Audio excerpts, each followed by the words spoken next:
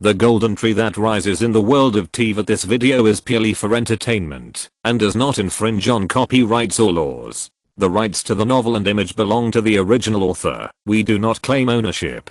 Don't like waiting and want to listen to this fanfic in full now? Subscribe to our Patreon, where you'll find the best fanfics. Chapter 1, The Great Kind Tree King and Forbidden Knowledge. I hope Mihoyo doesn't need a knife anymore, not to turn me into the Great Compassion Tree King. In a space like a dream, there is an unreality here, because even the leaves and grass here are pink. In this pink dream-like space, there is a woman who is not in line with this world. She is wearing a white dress with green patterns and gold edges. She has long hair like snow, but there is a little light green at the end of this snow-white hair. At this time, she is covering her head with her hands and sighing in sorrow. I remembered that just a while ago, I was still a young man on Blue Star, and I was still playing a game called Genshin Impact. The plot progressed to the point that the Great Compassion Tree King chose to be forgotten by the world with the forbidden knowledge in order to purify the pollution of taboo knowledge.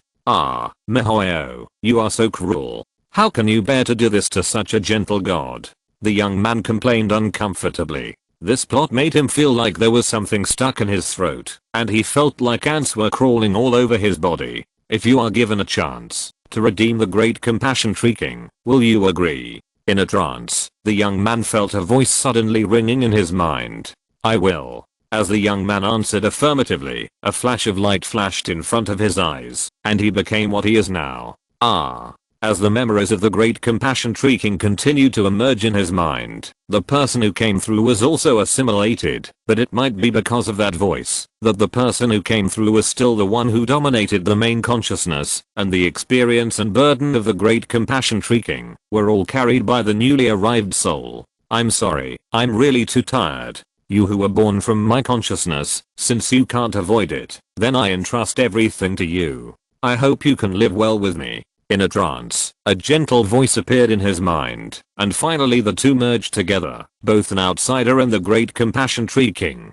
So, what's the difference between this and no salvation? I don't know how long it took. The new Great Compassion Tree King covered his sore head and smiled bitterly. The original Great Compassion Tree King still disappeared, and he took his place. This is not salvation at all.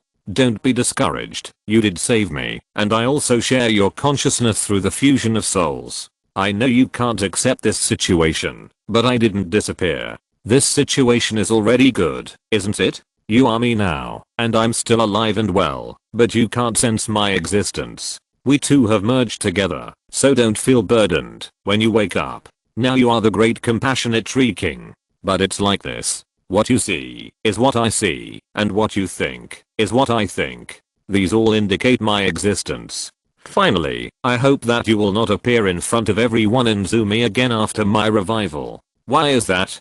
Don't you want Zumi to develop again? Because Zumi already has a new grass god. I learned about her from your consciousness. She is a poor child. I hope you. No, I hope us. That's not right either. Anyway, that's what I mean. The purpose is to take good care of her. Listening to the gentle voice of the Great Compassionate Tree King like a dream talk, she felt relieved. Yes, I'm the Great Compassion Tree King, and you still exist. Because it carries the soul of Blue Star, the originally illusory Great Compassion Tree King has become solid, and has become a new life. The new Great Compassion Tree King, who came to his senses again, held his head and wailed, wondering how he could be deceived by this gentle woman. What is this all about? The new Great Compassion Tree King sat in this illusory space, feeling helpless, so she was a little confused at this moment. The mission goal was gone, so why should she work hard? Since you don't know what to do now, why don't you travel around the continent of Teyvat according to your ideas? Go and see this world that you know, but have never touched. An idea suddenly appeared in his mind, which scared the new Great Compassion Tree King. You really exist? You are not lying to me? Of course, didn't I say that? You are me. We are inseparable, but I can't bear the fact that you are a little confused now. So I gave you an idea, but I won't show up again in the future.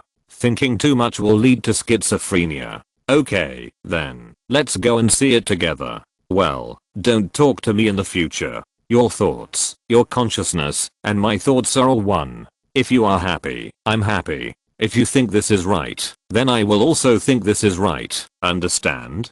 Thank you, King of the Great Compassion Tree. You are such a gentle god.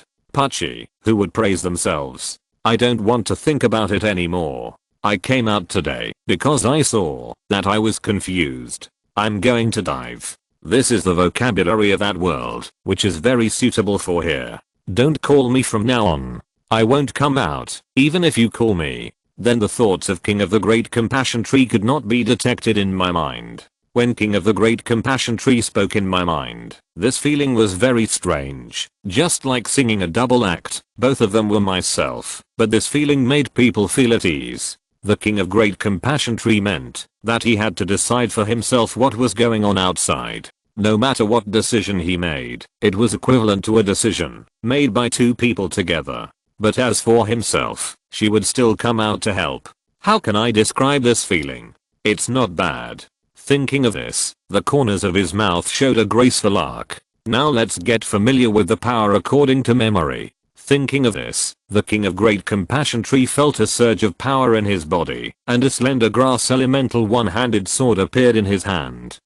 Why is the weapon a one-handed sword? Shouldn't it be a magic weapon? The King of Great Compassion Tree waved the sword in his hand, and then the memory began to emerge. The sword in his hand became smoother and smoother, as if he had used it for a long time before. This is what you like. I didn't use this before, but with my knowledge, I just need to filter out the basic knowledge of using the sword. Then there is the divine power. The King of Great Compassion Tree doesn't know how to use this divine power, but he can use it with a thought, and there is no difference at all. He used the power for a while, but there was nothing strange, which made the King of Great Compassion Tree a little disappointed. Oh, right. Forbidden knowledge. She didn't want to forget that the world tree had been contaminated by forbidden knowledge, but the King of the Great Compassion Tree didn't feel any discomfort. This made her think that she should be in the problem of Blue Star, because on Blue Star, any forbidden knowledge is not taboo, so people can speak freely. There is no so-called taboo, only things that have not been thought of yet. Touching the world tree with her hand, feeling the contaminated part of the world tree, the forbidden knowledge is like energy poured into the mind of the King of the Great Compassion Tree. The more she absorbs, the weirder it becomes. This is the forbidden knowledge. It's not as rich as the ideas in the novels in my previous life. The forbidden knowledge includes all the things that cannot be touched in Teyvat and are rejected by this world, which is equivalent to the technology of Blue Star, the cultivation in novels, the ancient gods, and the existence that cannot be mentioned, but these are all normal on Blue Star. As the last bit of forbidden knowledge of the world tree was absorbed, the King of the Great Compassion Tree became more and more disappointed. These forbidden knowledge were not as much as he thought, such as the great world, the existence of unknown red hair in his later years. However, what the Great Compassion Tree King did not notice was that when he thought of these things, a black light began to emanate from his body. That color made people feel palpitations when they saw it.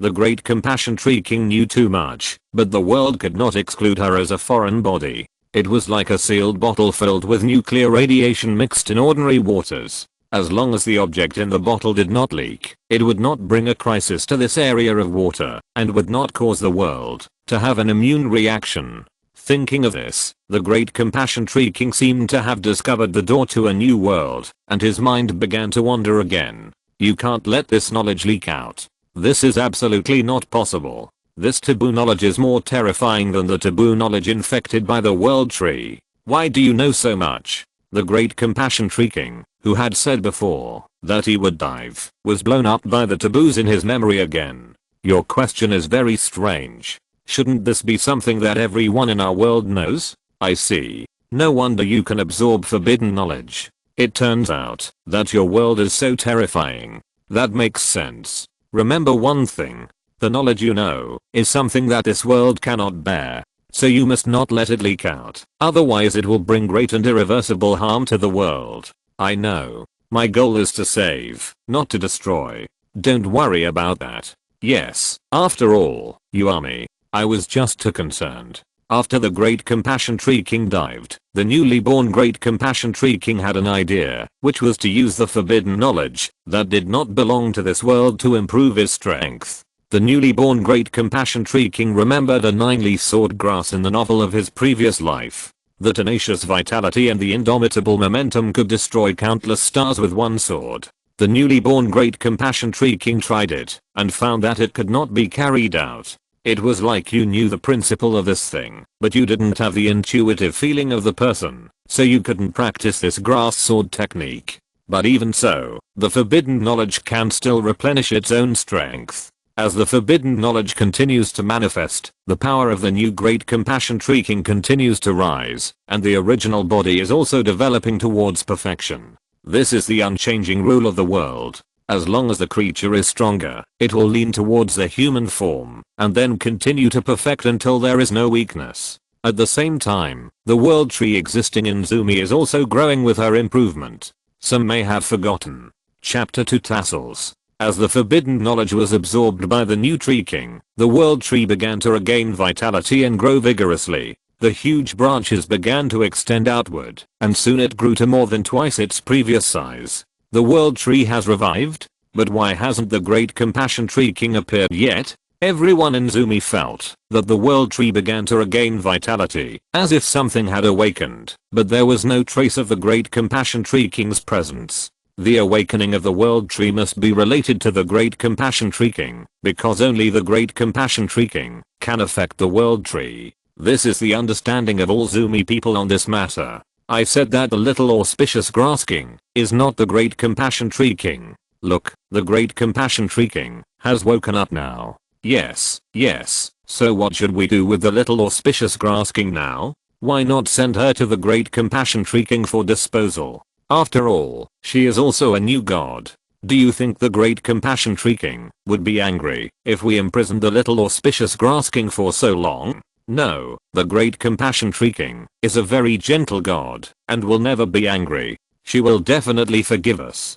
The appearance of the Great Compassion Tree King will make our Zumi more prosperous. The sages of the Teachings and Orders Institute began to discuss one after another. The fanaticism and worship in their eyes made people feel that they were like crazy people. Tao Te Ching and Huan Di Nijing are indeed universal. I didn't expect that they can be used in this world. The Great Compassion Tree King felt the surging power in his body. He had to thank the wisdom of the ancients, but before he could be happy, the forbidden knowledge began to flow from his body to the world tree again, because the world tree just absorbed this new knowledge. No, your memories are starting to return to the world tree again. Although you can clear them, as your abilities grow, the next flow of forbidden knowledge will cause the world tree to completely die, and the entire Teyvat will fall apart. The world tree suddenly grew twice as large as it had before due to the growth of the Great Compassionate Tree King, but because the Great Compassionate Tree King and the world tree are connected, forbidden knowledge will appear on the world tree. Then what should I do? Don't you have an idea in your mind? The only way is to sever the connection between you and the world tree. I couldn't do it before, but your arrival can sever this connection. In this way, we will still be forgotten by the world. But, isn't this the best way? Because you still remember me. I didn't disappear, did I? What you said makes sense, but I'm a little unwilling to accept it. This is the problem of this world. But there is no other way, right? When the time comes, after severing the connection with the world tree, we will leave traces of our existence in this world again, and we will not be the Great Compassion Tree King. Actually, I think what I said before was wrong. Although we share the same body, soul, and memory, we can think independently. I thought this was normal, but I found out it's not. I still exist, and you also exist.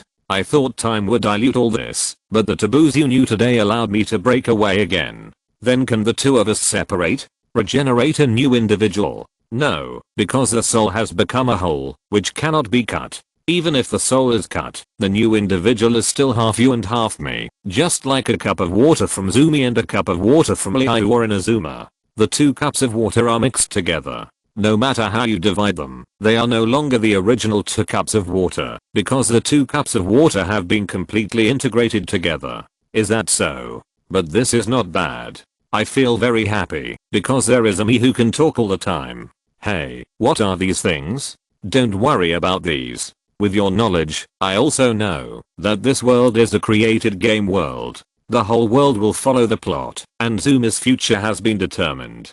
Take this time to travel around the continent of Teyvat. I haven't seen it for a long time. Okay, let's go and see it with our own eyes. But when traveling, the name of the Great Compassion Tree King cannot be used. You have to give yourself a name. I looked through your knowledge base, and I think the name Liusu is very good. It carries your original surname and my current state. It is very appropriate, isn't it? You are not a decoration. Oh, it doesn't matter. It's just a nice name. As our names, it fits your current wandering in this land, and also describes my state. Okay, I'll listen to you. The Great Compassion Tree King was now officially renamed Liusu. Try not to think of new taboo knowledge now. If you think of it, don't use it. This way, it won't affect the world tree. But if you use it, the world tree will sense it. When the plot reaches Zumi, you can cut off the connection with the world tree. As you thought, the collapse of the plot may cause unexpected changes to the world. This is unwise. As for Buil, who you are worried about, she is still too weak at this time.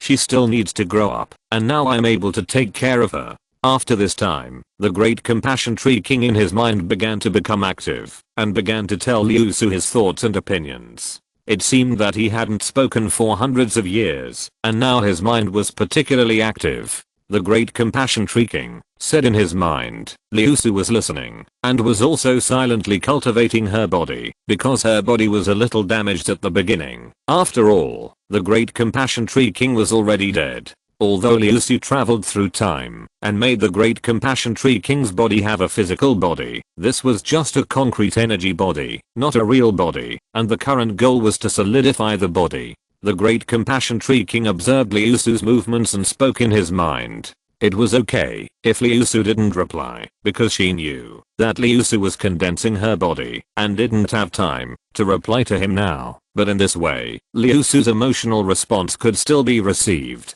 Using the world tree to absorb the grass element energy in the space and transfer it to Liusu, huge energy continued to flow into the body. Finally, Liusu, who had condensed her body, opened her eyes. She stood up and walked a few steps. The cumbersome clothes of the Tree King made her feel a strange feeling. Haha, you haven't experienced this feeling before, right?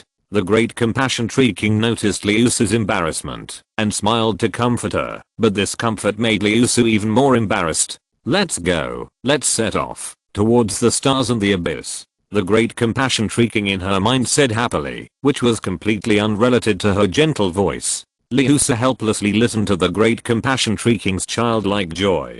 Could she be so happy? Looking at the world tree that was completely different from the one in the game, towering into the clouds, like Optimus Prime. Looking at this tree, Liusu made a bold decision. Why not create another world tree by herself? You must know that you have this ability now, and then use your differentiated thoughts as a carrier to bear the forgotten knowledge. Your idea is feasible, and the divine power is enough now. You can find a place to build the new world tree you mentioned. Make sure your knowledge is not affected by the continent of Teyvat. The Great Compassion Tree King reminded in his mind. Then let's go to Liu. Liusu said after thinking for a while. Liu is indeed a good place. Morax is the most stable among the 7 gods, but I can't go. You go by yourself, because I need to leave my thoughts to maintain this world tree. When the plot reaches this point, you can take me back. Will it be okay for you to stay here? Liusu said worriedly. No, don't worry, because you are my body. As long as you are okay, then I will be fine. If I have problems, we will be fine, but we will be missing this thought. Go, go, go, and see this world. Don't worry about me. I'm fine. What the Tree King didn't make clear was that her thoughts were not separated from the state and retained in the world tree, but followed Liusu to Liu. She was retained in the world tree as a dispensable consciousness. After all, how could two people whose souls were fused be separated, as the Great Compassion Tree King said? Liusu's departure made the world tree, which was originally full of vitality, gradually return to its original appearance, because this part that grew because of the taboo knowledge was separated and brought out by Liusu, ready to find a suitable place to resettle. This world tree is like a compatible compilable database. As long as the compiled program is reasonable, it can be realized. However, realizing the conjectured compilation requires huge willpower support, even redeeming the deceased can be done. Chapter 3 Liu's World Tree. Liu, 3 bowls are not enough. Morax, how about a deal? Liusu landed and directly stated her intention to Zhongli, who had already become a social waste. At this time, Morax already had the identity of Zhongli. Huh. God of Wisdom, you are resurrected again. I wonder what the deal is? Looking at the God of Wisdom who died 200 years ago, Zhongli said in surprise. The resurrection and return of his old friend made Zhongli feel much better. I need to find a place in Liu to plant the world tree. In exchange, the world tree can protect the people of Liu and revive some of the dead demons after it grows up. Zhongli touched his chin. This condition was completely an unequal deal. Planting the world tree in Liu meant that Liusu joined Liu's camp, and he also had to protect her. However, the joining of the god was undoubtedly beneficial to Liu, and he was also a kind god of wisdom. Moreover, the other party said that he wanted to revive the dead, which Zhongli did not doubt, because the dead god of wisdom stood in front of him again. Zhongli thought about it, and found that this matter was not simple. This transaction is unequal. I can't think of any benefit for you. And aren't you the god of Zumi? Your joining may lead to the destruction of Zumi. Liusu looked up at the sky. You also know that Teyvat is an incomplete world. The starry sky outside Teyvat is fake, which means that there is a problem with the existence of our world. I need to create a world tree that is not bound by Teyvat and store the forgotten existence in it. The world tree in Zumi will be inspected by the law of nature. It is not safe there, so the new world tree must leave Zumi. Your idea is very bold, but as you said, some changes do need to be made. But while Liu, the other 6 countries seem to meet this requirement, right? Liusu turned his head and looked at Zhongli and said, I'm not the original god of wisdom. I came from outside the domain. My hometown is very similar to Liu and there is a sense of closeness. Zhongli nodded, a little relieved, and then said, in that case, Liu welcomes you to join. In that case, then thank you, Emperor Yan. By the way, I'm not the god of wisdom now. My name is Liusu. Liusu followed the local customs and thanked him. Zhongli shook his head helplessly at Liusu's words. It felt strange to be called that by a former 7 god. My name is Zhongli now. You can call me that in Liu from now on. I haven't been involved in Liu's affairs for a long time. Well, I need to find a place in Liu to place the world tree. I don't know which place is suitable. In that case, Qingyanding seems to be suitable for placing it. Well, I'll go there first. After saying that, Liusu turned into a stream of light. That night, a huge tree began to grow violently on the left side of Qingyanding. In one night, a towering tree appeared in Liu. After doing all this, Liusu hid the tree in the world layer, that is, using the power of the world tree to open up a new space and transfer the world tree in. Because of Zhongli's interference outside, the growth of the world tree was not discovered by others, but the immortals in Zhuangjian were awakened from their retreat by this sudden abnormality. All the immortals appeared around the growing world tree, but there was nothing unusual here. They only saw Liusu and Zhongli standing here. Liuan, what's going on? A yellow-brown bird rushed over and said to the blue-white bird standing on Aozang Mountain and looking at the growing world tree. Yes, this is Liuan Jifeng's engine, who is also known as the two-piece pole tree's engine. Lishudishan, I don't know, a tree suddenly grew up before.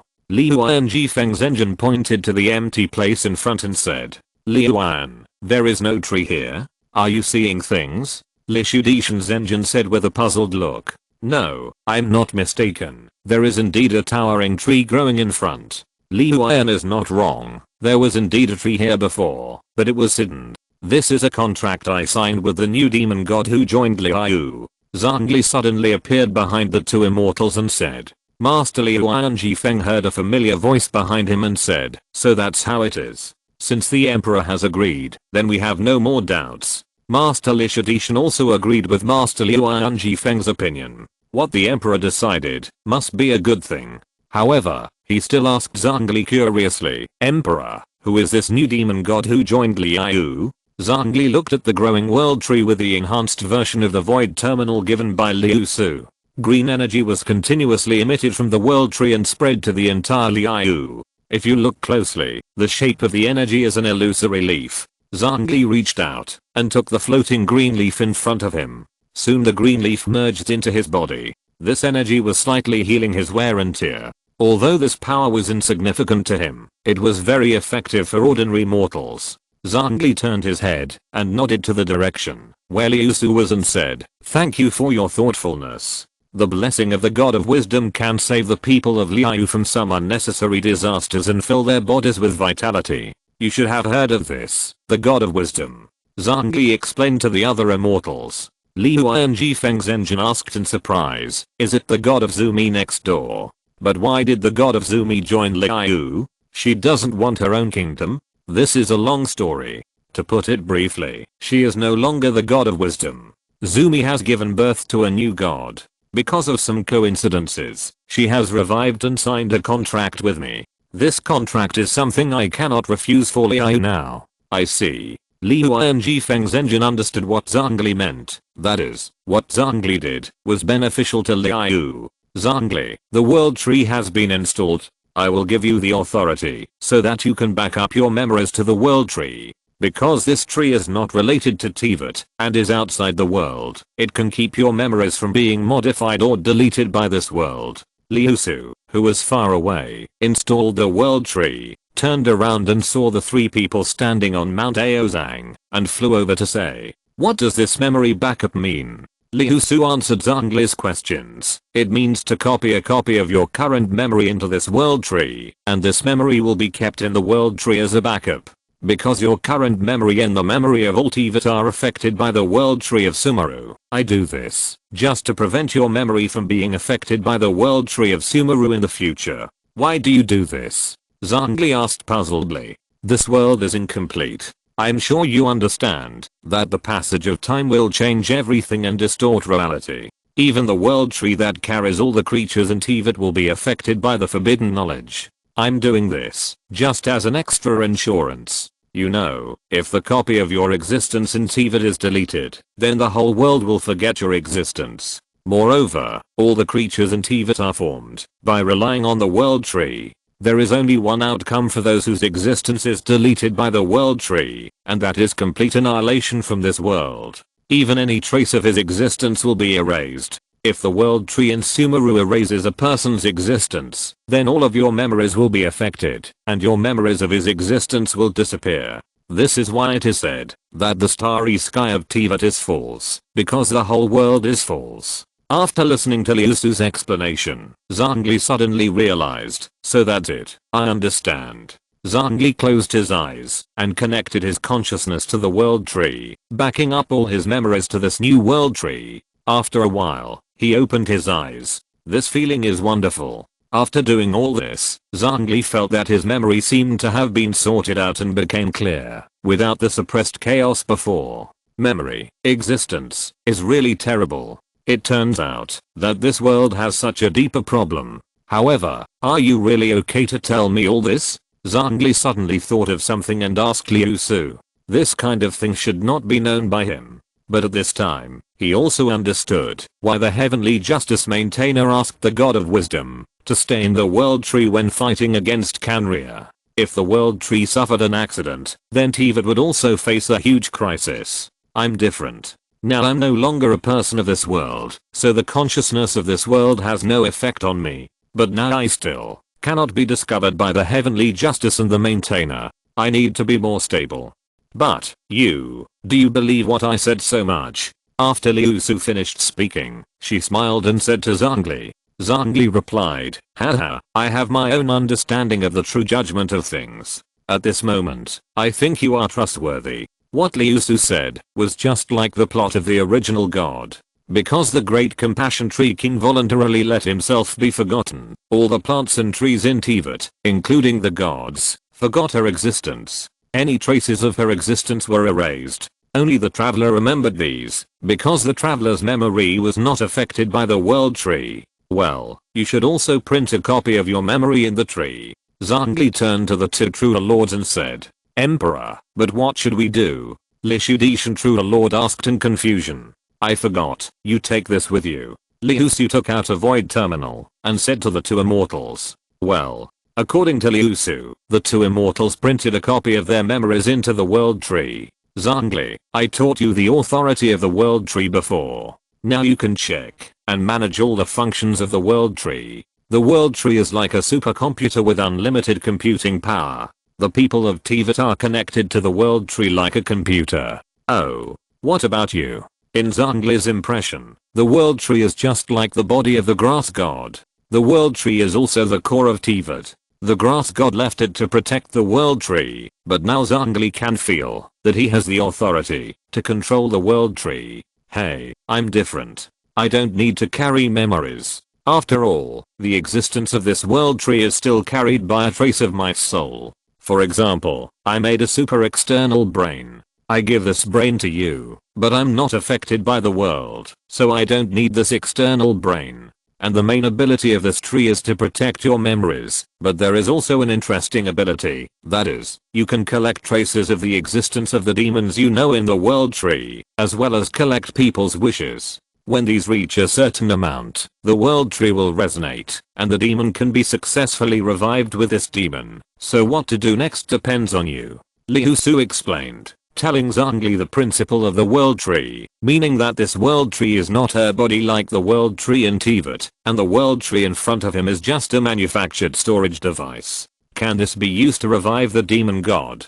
Zhongli's eyes flashed after hearing this. Liusu continued, now use your divine power to transform the world tree, which will be more beneficial to your management. After hearing this, Zhongli stretched out his hand to the world tree, and the divine power in his hand surged towards the world tree. The originally lush green world tree began to be gradually infected by the divine power generated by Zhongli. The originally emerald green leaves turned golden yellow, and finally became a completely golden tree. After Zhongli finished all this, he looked at the golden tree in front of him with the same aura as himself inside. This world tree is really magical. By the way, the void terminal I gave you before also relies on the world tree to operate, so you can popularize this to Liu, and this can collect people's wishes more accurately. Liusu also taught Zhongli the manufacturing method of the improved version of the void terminal, because she had a bold idea. Collecting wishes will not affect people, right? No, wishes are a product. Even if they are not collected, they will dissipate over time, and the world tree can collect these free wishes. Liusu explained. In that case, I feel relieved. After saying that, Zhongli took out the heart of God and began to build a network of void terminals according to the method given by Liusu. Chapter 4 Liu Skynet. There is a saying that makes sense. In Liu, there are only Emperor fans and Twisted Emperor fans. No matter which one, they are fanatical about the Emperor. When Zhongli used the Oracle to popularize the void terminal, no Liu people refused. As the void terminal was put on, the memories of the people of Liu were all backed up by Zhongli in the world tree that had turned into a golden tree. But I don't recommend that Liu use Zuma's shared wisdom. This will cause unexpected things, such as becoming a useless person who doesn't like to use his brain. When encountering problems, he thinks of the void terminal. So just back up the memory and provide some ordinary communication capabilities. Liusu expressed his concerns. Zhongli thought about it and felt that it made sense. So he turned the ability of the void terminal into a large VX according to Liusu's method, which can be used to transmit information. Friends can be added to each other. Only by adding friends can you understand each other's information and transmit information to each other in Liu. With the continuous improvement of the void terminal was officially named Skynet because it was developed by the Rocking Emperor, and the Rocking Emperor is the sky in Liu. The entire Skynet is operated by the Golden Tree. The Golden Tree is virtual and has no entity. Its existence can only be seen by Liu people who bring Skynet. The huge Golden Tree in Liu is like the Emperor protecting the entire Liu. If you take off Skynet, you will not be able to see the Golden Tree that can be seen anywhere in Liu. The emergence of Skynet has brought convenience to people. Business can be negotiated thousands of miles away, and there is no need to run over to talk and waste time. It is worth mentioning that Skynet directly provides contracts. After two people reach the conditions and confirm each other, the contract has been generated. Those who violate the contract will lose the qualification to use Skynet. Losing the qualification to use Skynet is equivalent to losing the protection of the Rocking Emperor. This is the biggest punishment in Liu. Therefore, even if the conditions are discussed for a few days and the contract is carefully revised, it cannot violate the contract. This is everyone's common understanding. Subsequently, Skynet also provided Liu adventurers with tasks and rewards for solving problems, which everyone can watch. This also provided a strong convenience for Liu adventurers, and made Liu more prosperous. The emergence of Skynet does not limit people's thinking, but only brings some convenience. Then, ordering food, accommodation, and takeaway errand services gradually appeared in Liu. In the same place, reservations can be provided, and takeaway services can be delivered to the destination. The designated meals will be delivered, and the corresponding compensation will be obtained according to the distance. However, this is of course more expensive than eating in a store, but time is money. At this time, you can still do a lot of things, which is much less than this loss. Especially in Yu Hang Star 300 years later, takeaways are ordered almost every day, and golden shrimp balls must be ordered for each order. Well, I can eat golden shrimp balls every day. This is too happy. I'm worthy of being the emperor. Keking said happily, while working and eating the golden shrimp balls delivered by the errand runner. Not everyone can run errands in Liu, because these errands have to go to various places in Liu. People who are not native to Liu cannot take on this errand task. Hey, under the Emperor's Skynet, the people of Liu admire him even more. If the Emperor leaves one day, can Liu really stand on its own? Thinking of this, Keking's original joy of eating golden shrimp balls was diluted by sorrow. Let's see if there are any messages. Keking opened the golden Skynet worn on her ear, which was exclusive to Liu. A lot of information appeared in front of her. After opening the Skynet, she turned her head and looked outside. A towering golden tree was standing there, towering into the clouds, exuding the breath of the Rocking Emperor. No matter when, this golden tree can bring great security to the people of Liu. Damn, I'm fascinated again. Keking, you have to find a way to make the people of Liu really stand up. They can't always live under the protection of the Emperor. But the Emperor is too foul. What else can I think about this huge golden tree?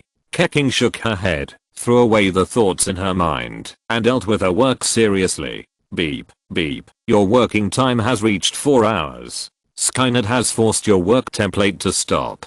Please take a break now. Just when Keking was immersed in her work, Skynet began to issue a reminder sound. Suddenly, this line of words appeared on the Liu Skynet in front of her. All the original files were gone. Although the processed files would not disappear, it was really unpleasant to be interrupted during work. Emperor, why do you have to set the working time? Woohoo, there are only 4 working hours a day. How should I spend the remaining 8 hours? But Keking had to put down the work in her hands, because the Emperor was too cruel. Although there is an option to work overtime in Skynet, the extra hours after using overtime will be forcibly made up in the next few days, and you cannot work overtime in the next few days. If you force yourself to work overtime, then sorry, your Skynet account will be banned, and you can't use Skynet for a month. This function made Liu, the original workaholic, stop.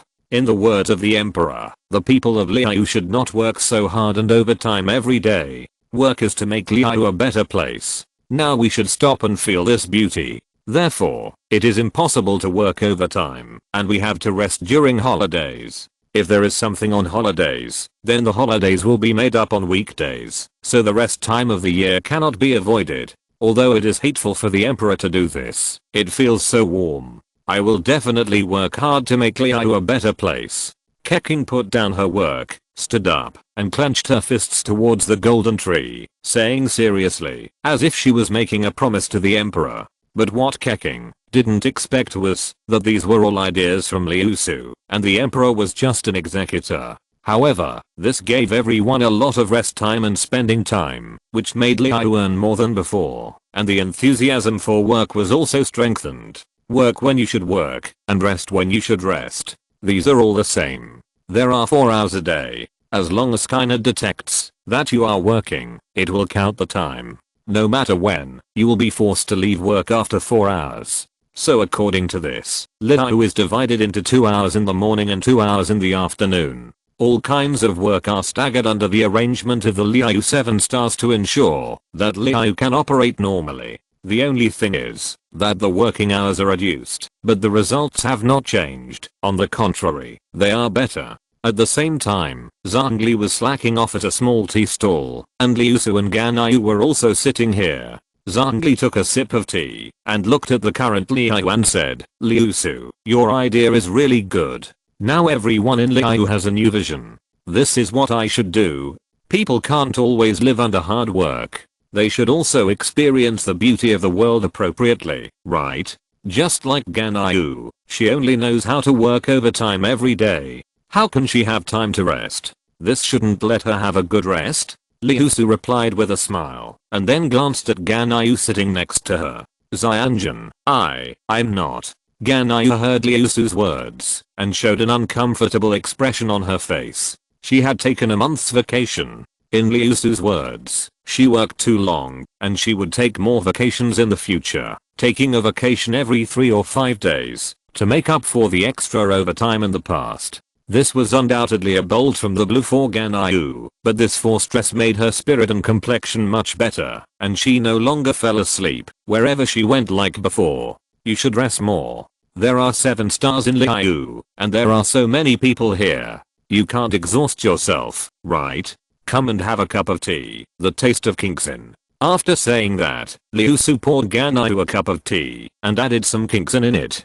Thank you, Immortal Lord." After hundreds of years of getting along, all the immortals knew Liusu and knew that she was the one who created the golden tree. With her contribution to Liu, all the immortals saw it, so everyone respected her like the emperor, although she was still not as good as the emperor. Then everyone called Liusu the Immortal Lord, and this Immortal Lord did not have any prefix. Because Liusu's identity was very sensitive, she was called the Immortal Lord. In the eyes of the people of Liu, the golden tree was made by Liusu with the assistance of the emperor. Such a great contribution also made other people in Liu know the existence of Liusu, and they called her the Immortal Lord. There is only one Immortal Lord in Liu's history, and just like the emperor, he is unique.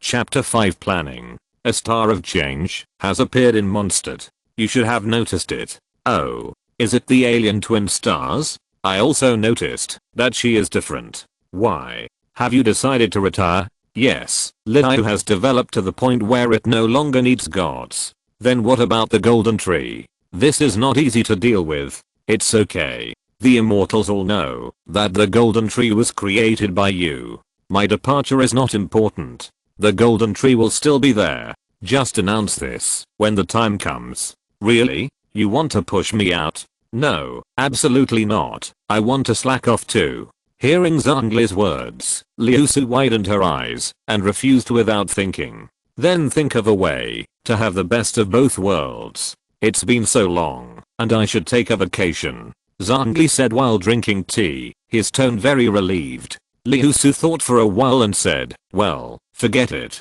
When the time comes, we can change the special effects of the golden tree and make its color dim. We can just say that the golden tree is maintained by the people of Liu. This is a good idea. We still need to plan it carefully. If the golden tree does not exist, I will just pretend to be dead. However, the existence of the golden tree cannot be erased because it now carries and protects Liu. So what do you plan to do? I thought about it, and this year's ceremony of inviting the immortals seems to be a good choice. Okay, you can do it. If we can steal the memories of the travelers, it may be helpful to us. Now those deceased demons are still a little short of complete resurrection. Foreign travelers should be able to do it. When Liusu was discussing with Zhongli, Venti in Mondstadt was dug out by the lady. Venti. The poor traveler was perfectly deceived. You know how pure and kind the traveler was in Mondstadt and Liu. It was not the same until he came to Inazuma.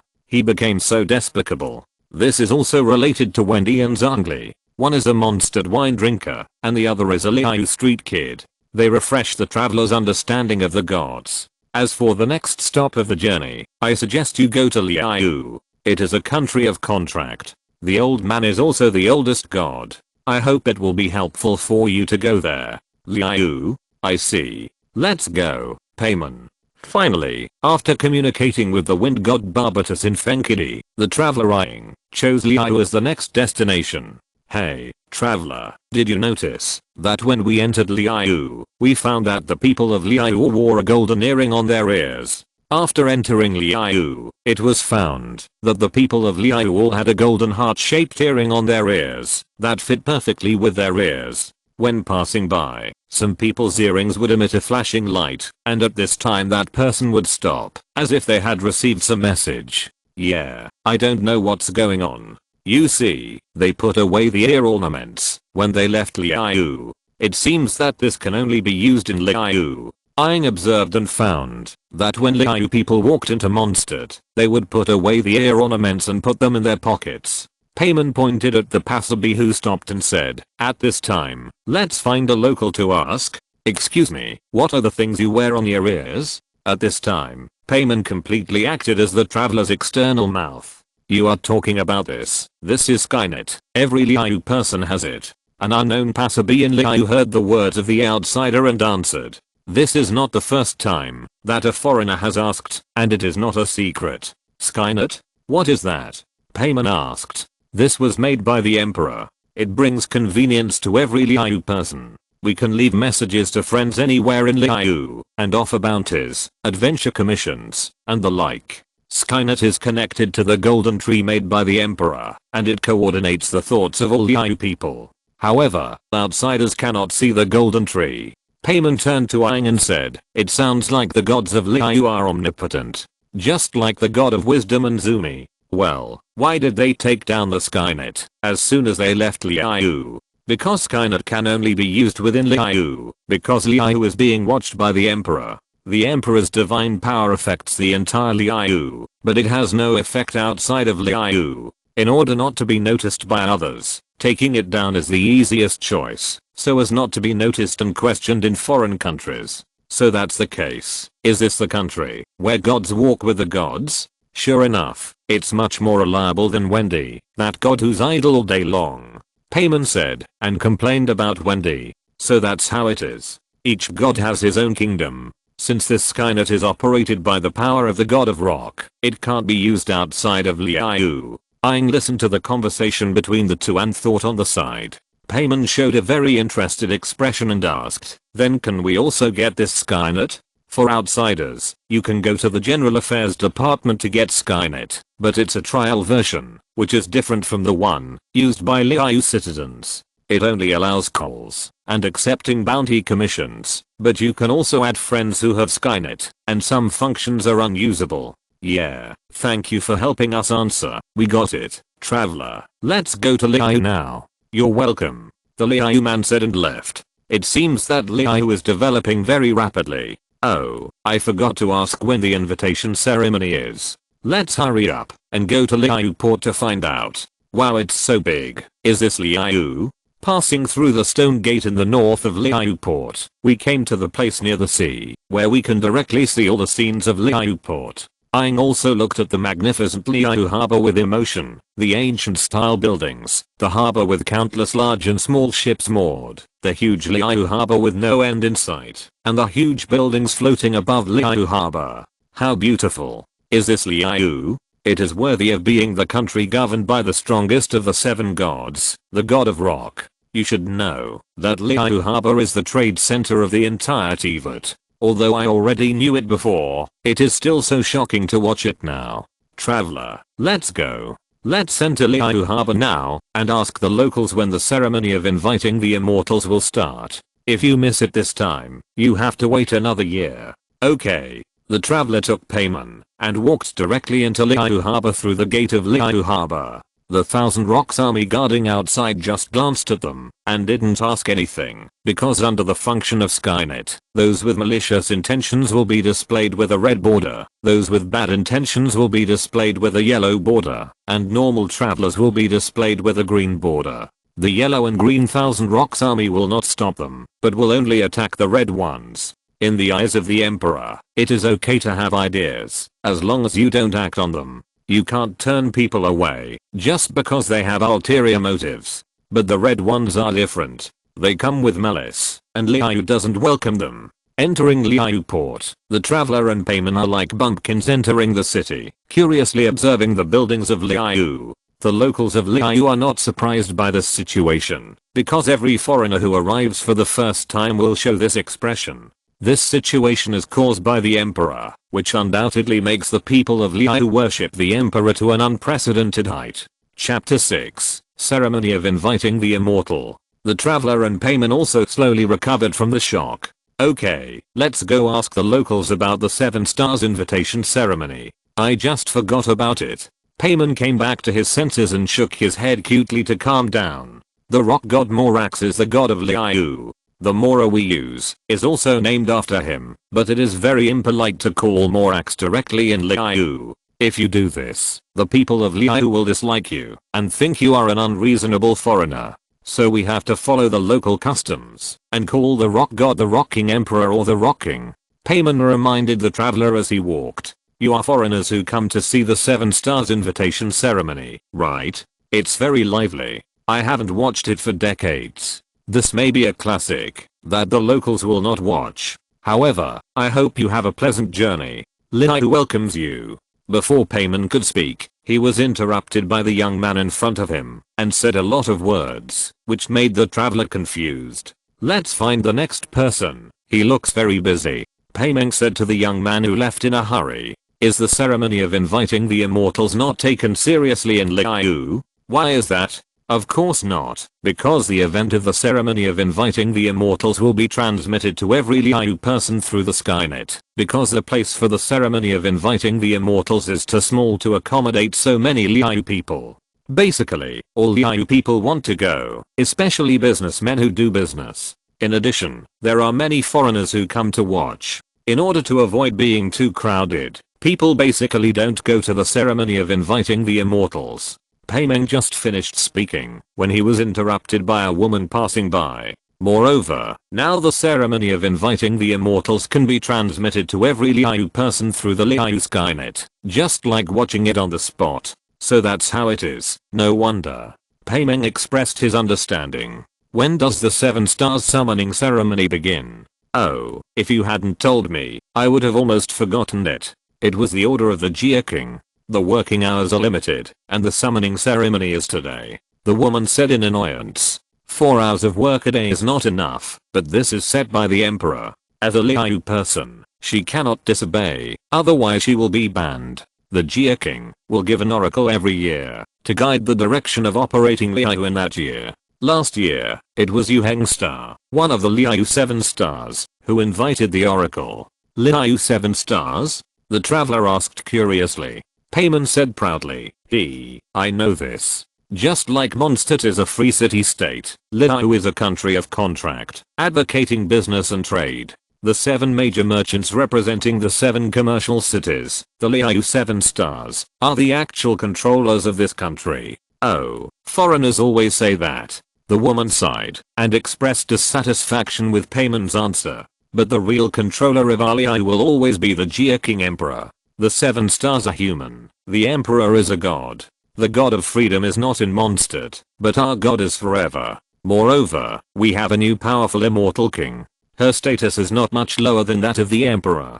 Liu is so prosperous now, and she has made a lot of contributions. Words are not enough. If you feel it more, you will understand that we already have a powerful emperor. Now Liu has welcomed another immortal king. Our Liu can go one step further. Can we go one step further? This Liu port is already ridiculously prosperous. If it goes one step further, Payman doesn't know what it will become. This makes her brain a little insufficient. Is this immortal king the immortal mentioned in Liu? No, the immortal king is not an immortal. She is a god, the same god as the emperor. So we have 2 gods in Liu now. Liu actually has 2 gods. I have never heard of it before. However, let's start with the 7 stars inviting immortal ceremony now. Payman rubbed his hands and said, a good choice. You should hurry up and get to Yujing Terrace.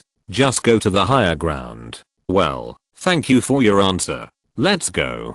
Payman waved to the woman and followed the travelers to Yujing Terrace. Wow. Liu is really big. We have been walking for so long and still haven't reached Yujing Terrace. It feels so much bigger than Mondstadt. I'm so tired of flying. The two walked breathlessly. Although Liu is not, as long as the road from Mondstadt to Liu, the stairs and the winding roads made the traveler Payman a little dizzy. Huh, we are finally here. This is Yujing Terrace. There are so many foreigners, but not many Liu people. Looking at the 90% foreigners at the invitation ceremony, Payman said curiously, is this the so-called invitation ceremony that locals will not watch? But there are really many foreigners. Yes, even if there are so many foreigners, no wonder Liu people won't come. If Liu people come, they can't squeeze in at all. Aang said as he looked at the huge crowd of foreigners.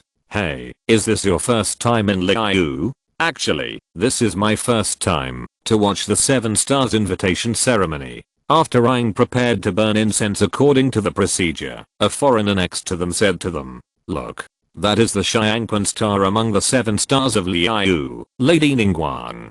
Following the guidance of the foreigner, Aang turned around and saw a tall woman in a yellow dress and snow white hair. Although she could only see her back, her temperament was extraordinary. Only the big figures in Liu are qualified to preside over the invitation ceremony. By the way, did you know that most of the immortals in Liu are beast-shaped? I heard that even the Emperor of Rock himself would show himself as a half-unicorn, half-dragon immortal in such formal occasions. Ah, I won't disturb you from making a wish.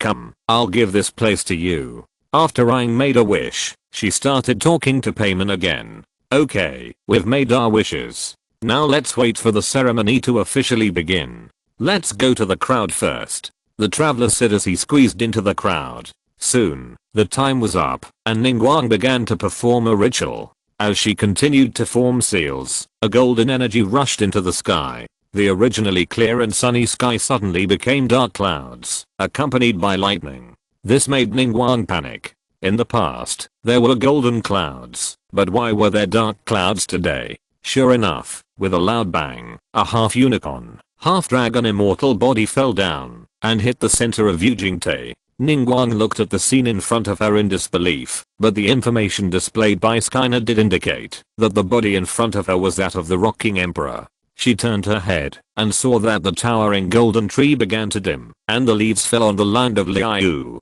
The emperor has been killed, and the whole place is blocked. This huge change was felt by the people of Liu. The golden leaves falling from the sky danced on the land of Liu. How is it possible? I don't believe it. How could such a powerful emperor do that? But this feeling is real. The changes of the golden tree are witnessed by everyone. The golden tree was created by the emperor.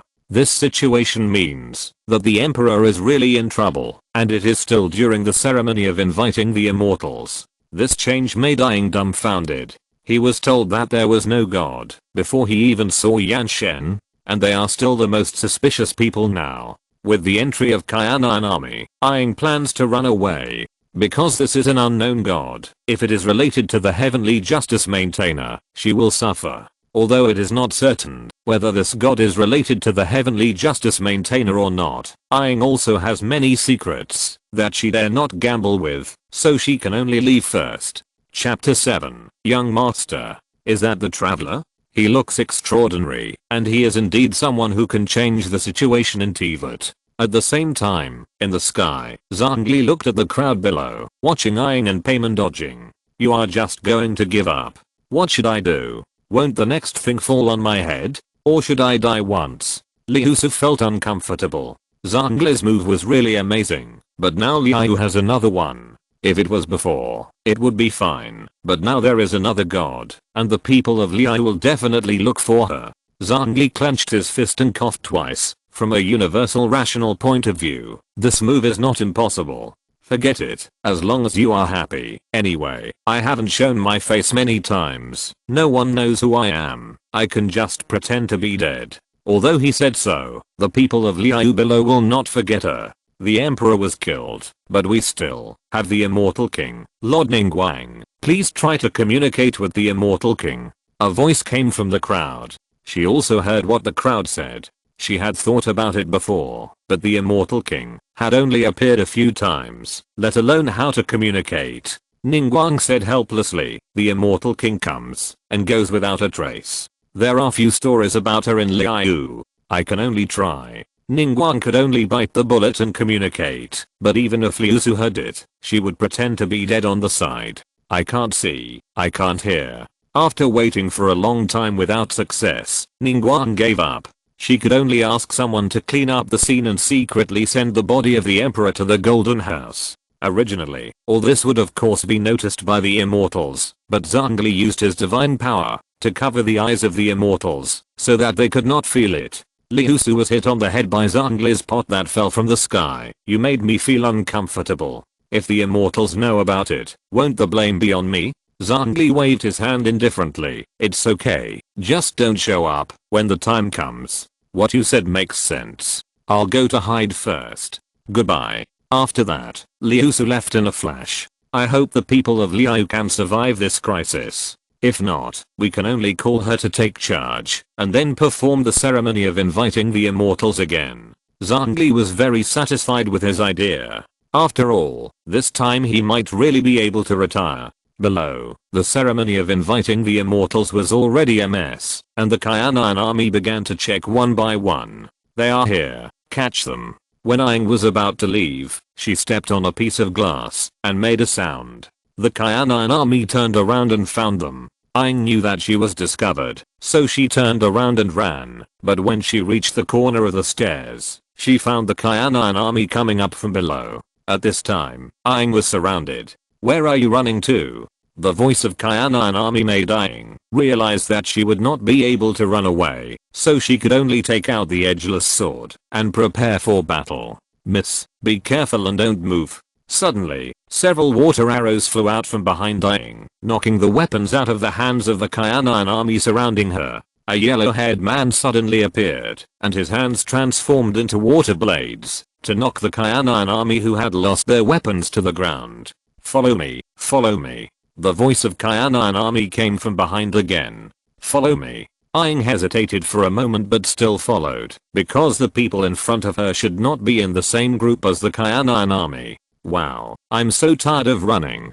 Paimeng said breathlessly when he reached a safe place. Aang expressed her doubts. Which muscle is used for magical flight? Lack of sympathy. My phantom limb is obviously very tired from running. Ah, that's right. Paimon said to Aang angrily. She didn't know if it was Paimon's illusion, but why did she feel that Aang was getting more and more contemptuous? She turned her head and asked Gangzi, hey, young man, who are you? You can call me Gangzi. Wow, what a bad personality. You saved us once and now you treat us as servants? Paimon put her hands on her hips. Haha, that's not what I meant. Names are just code names. Just like you should have met a lady in Mond. Gangzi explained with a smile. Madam.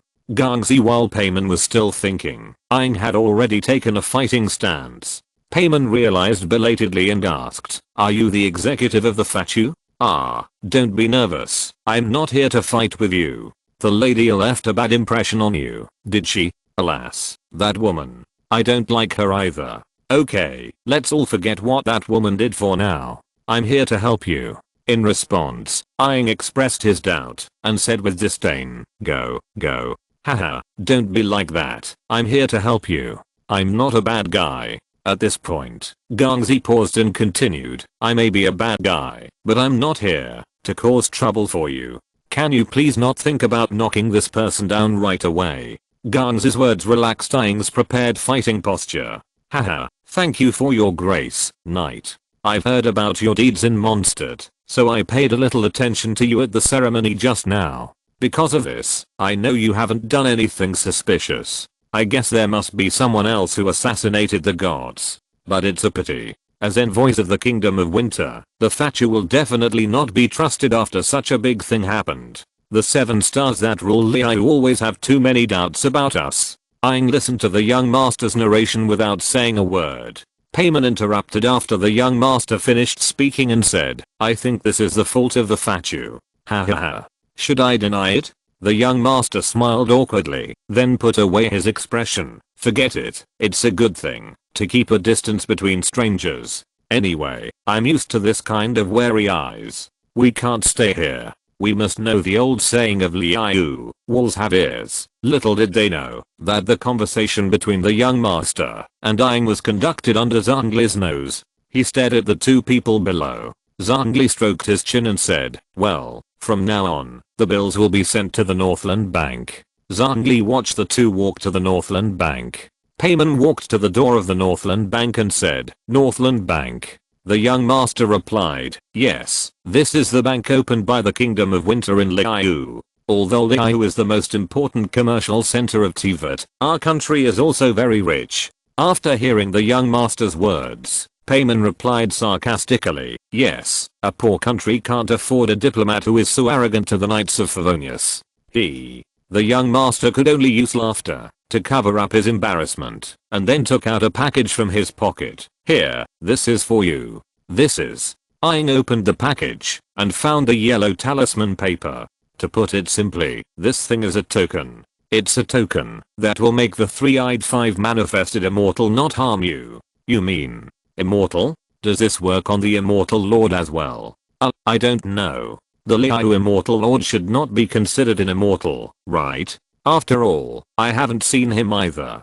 Go out of the city and head north. There is a stone forest called Juanjian. Legend has it that there are immortals there. Aang looked at the young master suspiciously. Just a legend? Yes, they believe in legends, so they only worship immortals on the outskirts of Juanjian, and dare not go deeper. But I don't need to believe it, because I know that the immortals in Juanjian are real. Aang complained. Then why are you saying so much? Just tell us directly. I suspect you are just making up words, but I have no evidence.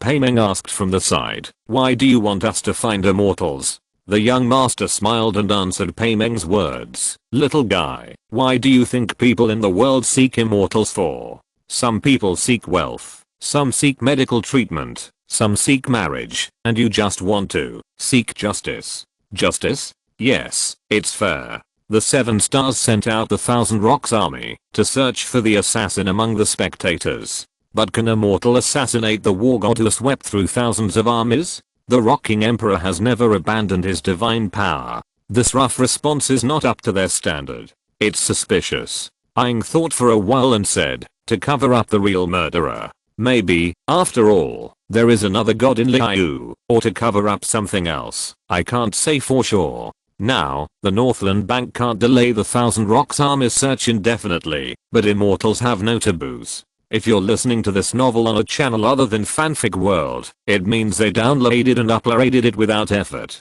We cordially invite you to visit our channel, Mundo Fanfic Novelos. There you'll find the original version of this story and you can explore many other novels of various genres. We're waiting for you to immerse yourself in a world of incredible novels. Chapter 8, Seeking Immortals. Liu. In front of the Northland Bank, Liu was founded by the Rock King and the Immortals, of course by force, so go find them, be one step faster than the messenger of the 7 stars, and bring them the undistorted information. What the young master didn't know was that the 7 stars had no intention of delivering the message to the Immortals, because the Skynet had already made the entire Liu population aware of it. Wouldn't it be redundant to deliver the message to the Immortals? However, they didn't expect that the immortal Skynet had been blocked by their own emperor. If there is anyone in Liu who can help you now, it can only be the three-eyed 5 manifested immortal in Juanjian. I see. We'll go to Juanjian now, Aang said.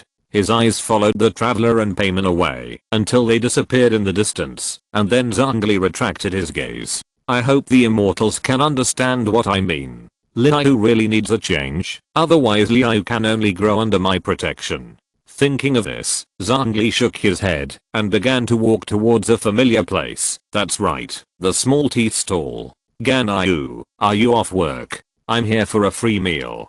Liusu walked to Yuhei Pavilion and shouted inside. Xianjun. Liu was panicked by the sudden words. Xianjun. The girl with the purple cat head and twin ponytails next to her said suspiciously. Huh. Liu felt uncomfortable. Normally, Keqing would not come to Yuhei Pavilion at this time because their respective work was not finished, but because of the death of Emperor Yan Wang, Keqing came here to look for information, and then Liusu came over. Because Liusu came to Liu to either eat or eat, and eating would be fine, she also liked to feed Liu, so that Liu could not refuse to eat. During this period of time, she gained a few pounds, which made Ganyu feel scared of Liusu. Hey, Ganyu, you haven't finished yet? Who is this purple cat head? Liusu came to Yuhei Pavilion and found that there was another person here, and it seemed that it should be Keking.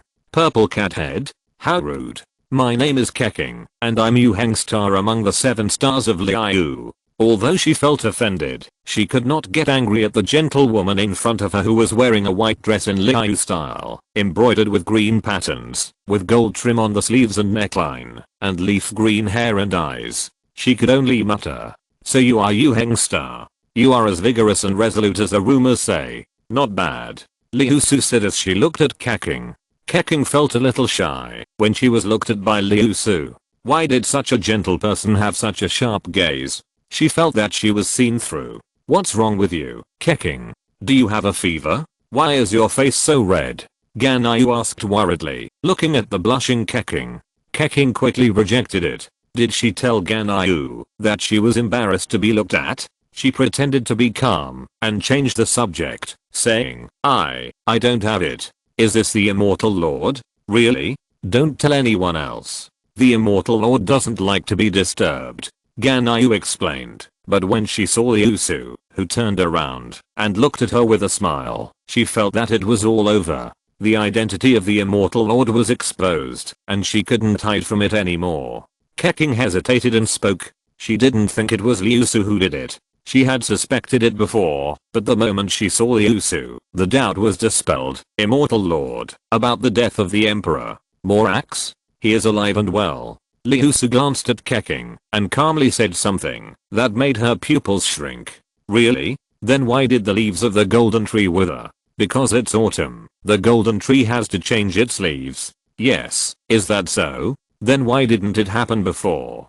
Keking was not confident, because what Liusu said made sense. Oh, you mean in the past, because the golden tree changing its leaves is also a blessing. Morax thought this blessing was too annoying, so he hid it all. Today he doesn't want to care about it, so you can see the leaves, because these leaves will float all day. If Morax really disappears, then the golden tree will become the world tree again. Do you understand?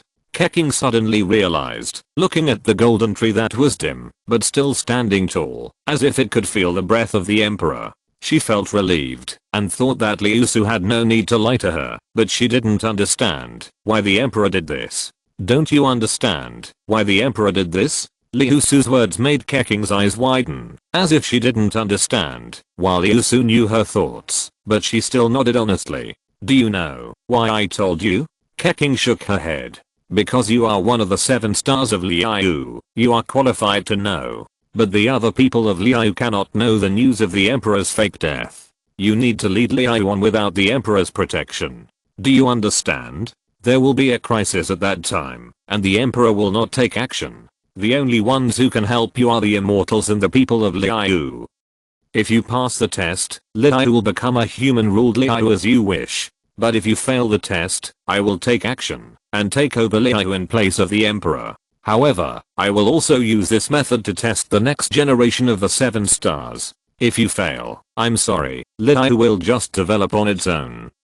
Because by that time, the emperor will have no chance to take action, and Teyvat will face a catastrophe from the demon god.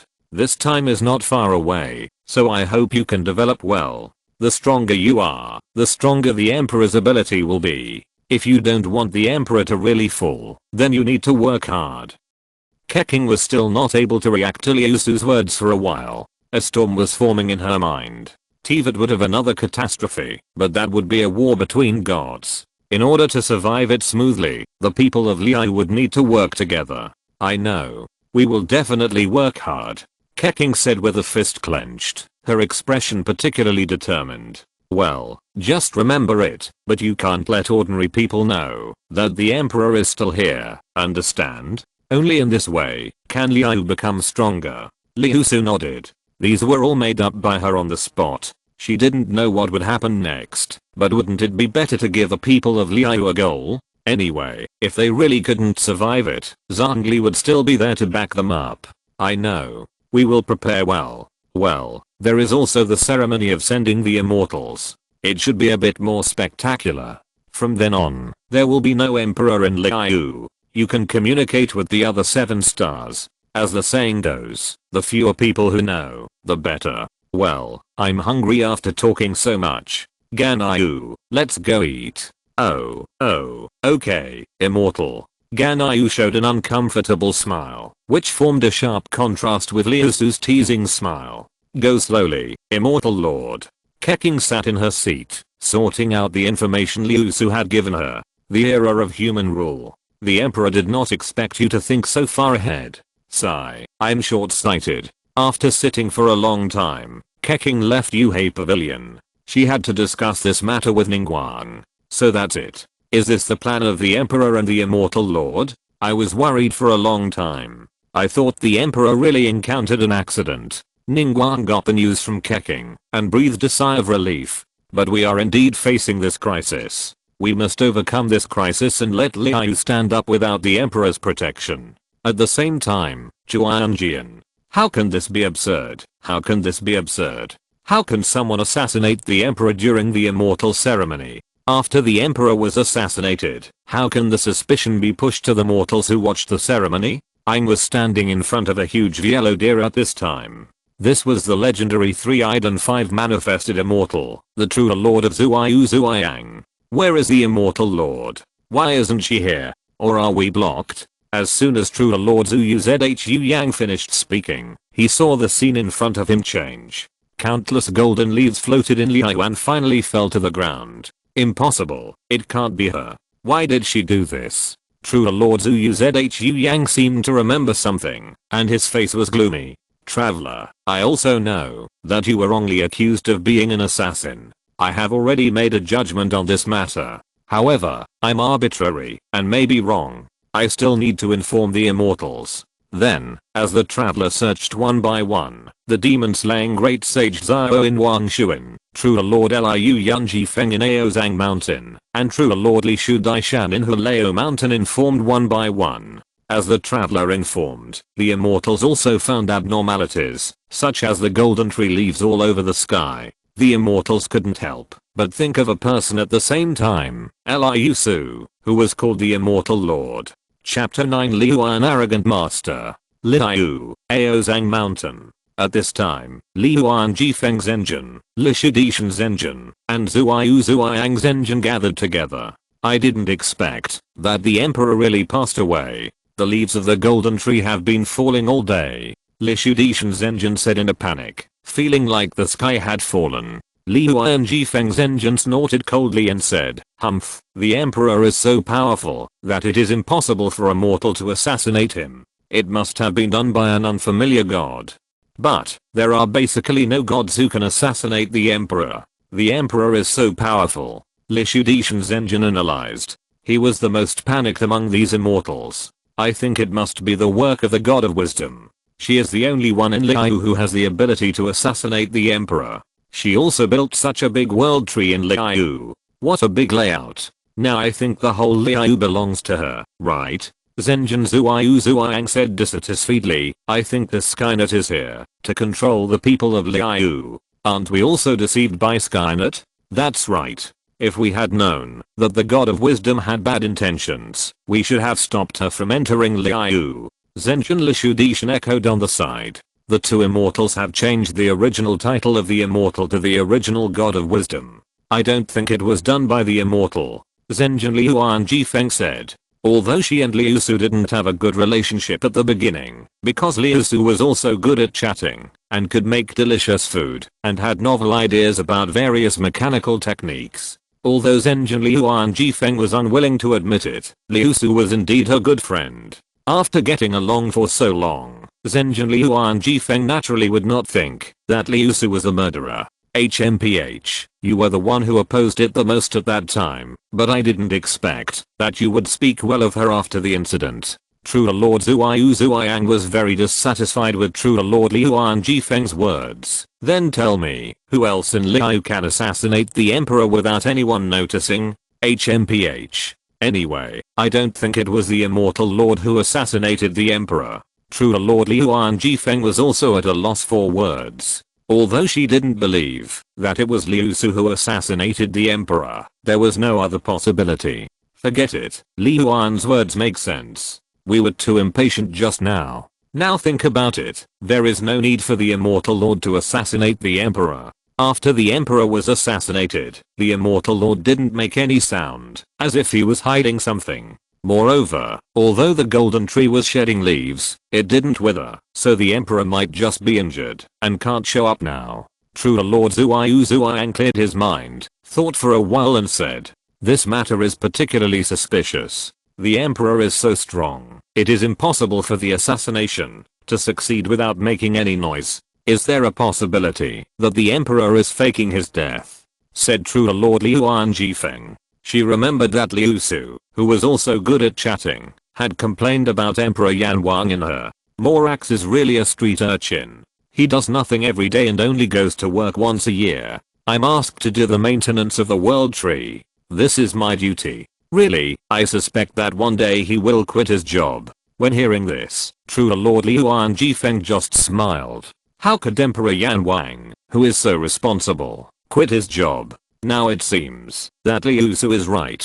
Emperor Yan Wang may have really faked his death and taken a rest. True Lord Zuoyang nodded, thinking that True Lord Liuan Jifeng made sense. What you said is not impossible. When the time comes, we will go to the Golden House to check the Emperor's magic transformation and we will know the situation. Humph, I said that Liusu could not be the one who assassinated the Emperor. Next time she comes, tell her the story of your childhood.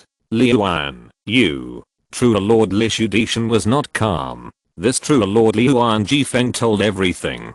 Humph, I will check this matter myself. I will go to Liu Harbor first. After saying that, he flew away. At the same time, Liusu was eating Ganayu's food again. There was another person here, that is, the purple cat head, kecking. True Lord Liuan Aojiro, since you are here, why don't you come down to see me? Liusu said when she noticed that True Lord Liuan Jifeng appeared on the eaves opposite. What True Lord Liuan Aojiro? I said that this immortal is not arrogant. True Lord Liuan Jifeng turned into a white-haired woman wearing a blue and white feather skirt and walked in. Why did you come to see me today after hearing the news that the emperor was in trouble? You stay in your own cave every day. Isn't it good to stay in Liu Harbor? Liusu said, her tone full of sarcasm. This immortal just doesn't like to communicate with mortals. Liuan Jifeng's engine came over and sat down next to Liusu, snatched Liusu's bowl and chopsticks and started eating.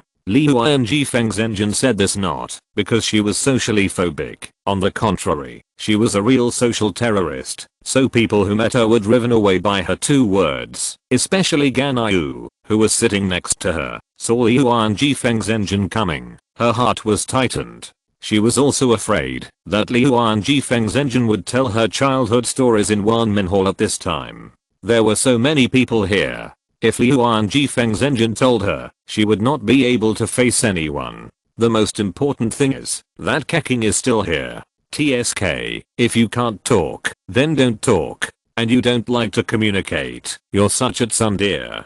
Liuan Jifeng's engine listened, with a look of indifference on his face, as if he didn't hear Liusu's complaints, pretending to be calm, while eating with his bowl. But Ganayu, who was careful, could see that the expression on Liuan Jifeng's engine's face was a little unnatural, and his eating movements were a little stiff. It's true that one thing can defeat another. As expected, the immortal lord is more terrifying, and even the master can't beat her. By the way, about the emperor, Liuan Jifeng's engine ate a few bites, calmly put down the bowl and chopsticks, and said as if nothing had happened, but her eyes were a little erratic. Liusu put her arm around Liuan Jifeng's engine's shoulders, and then said in her ear, like this.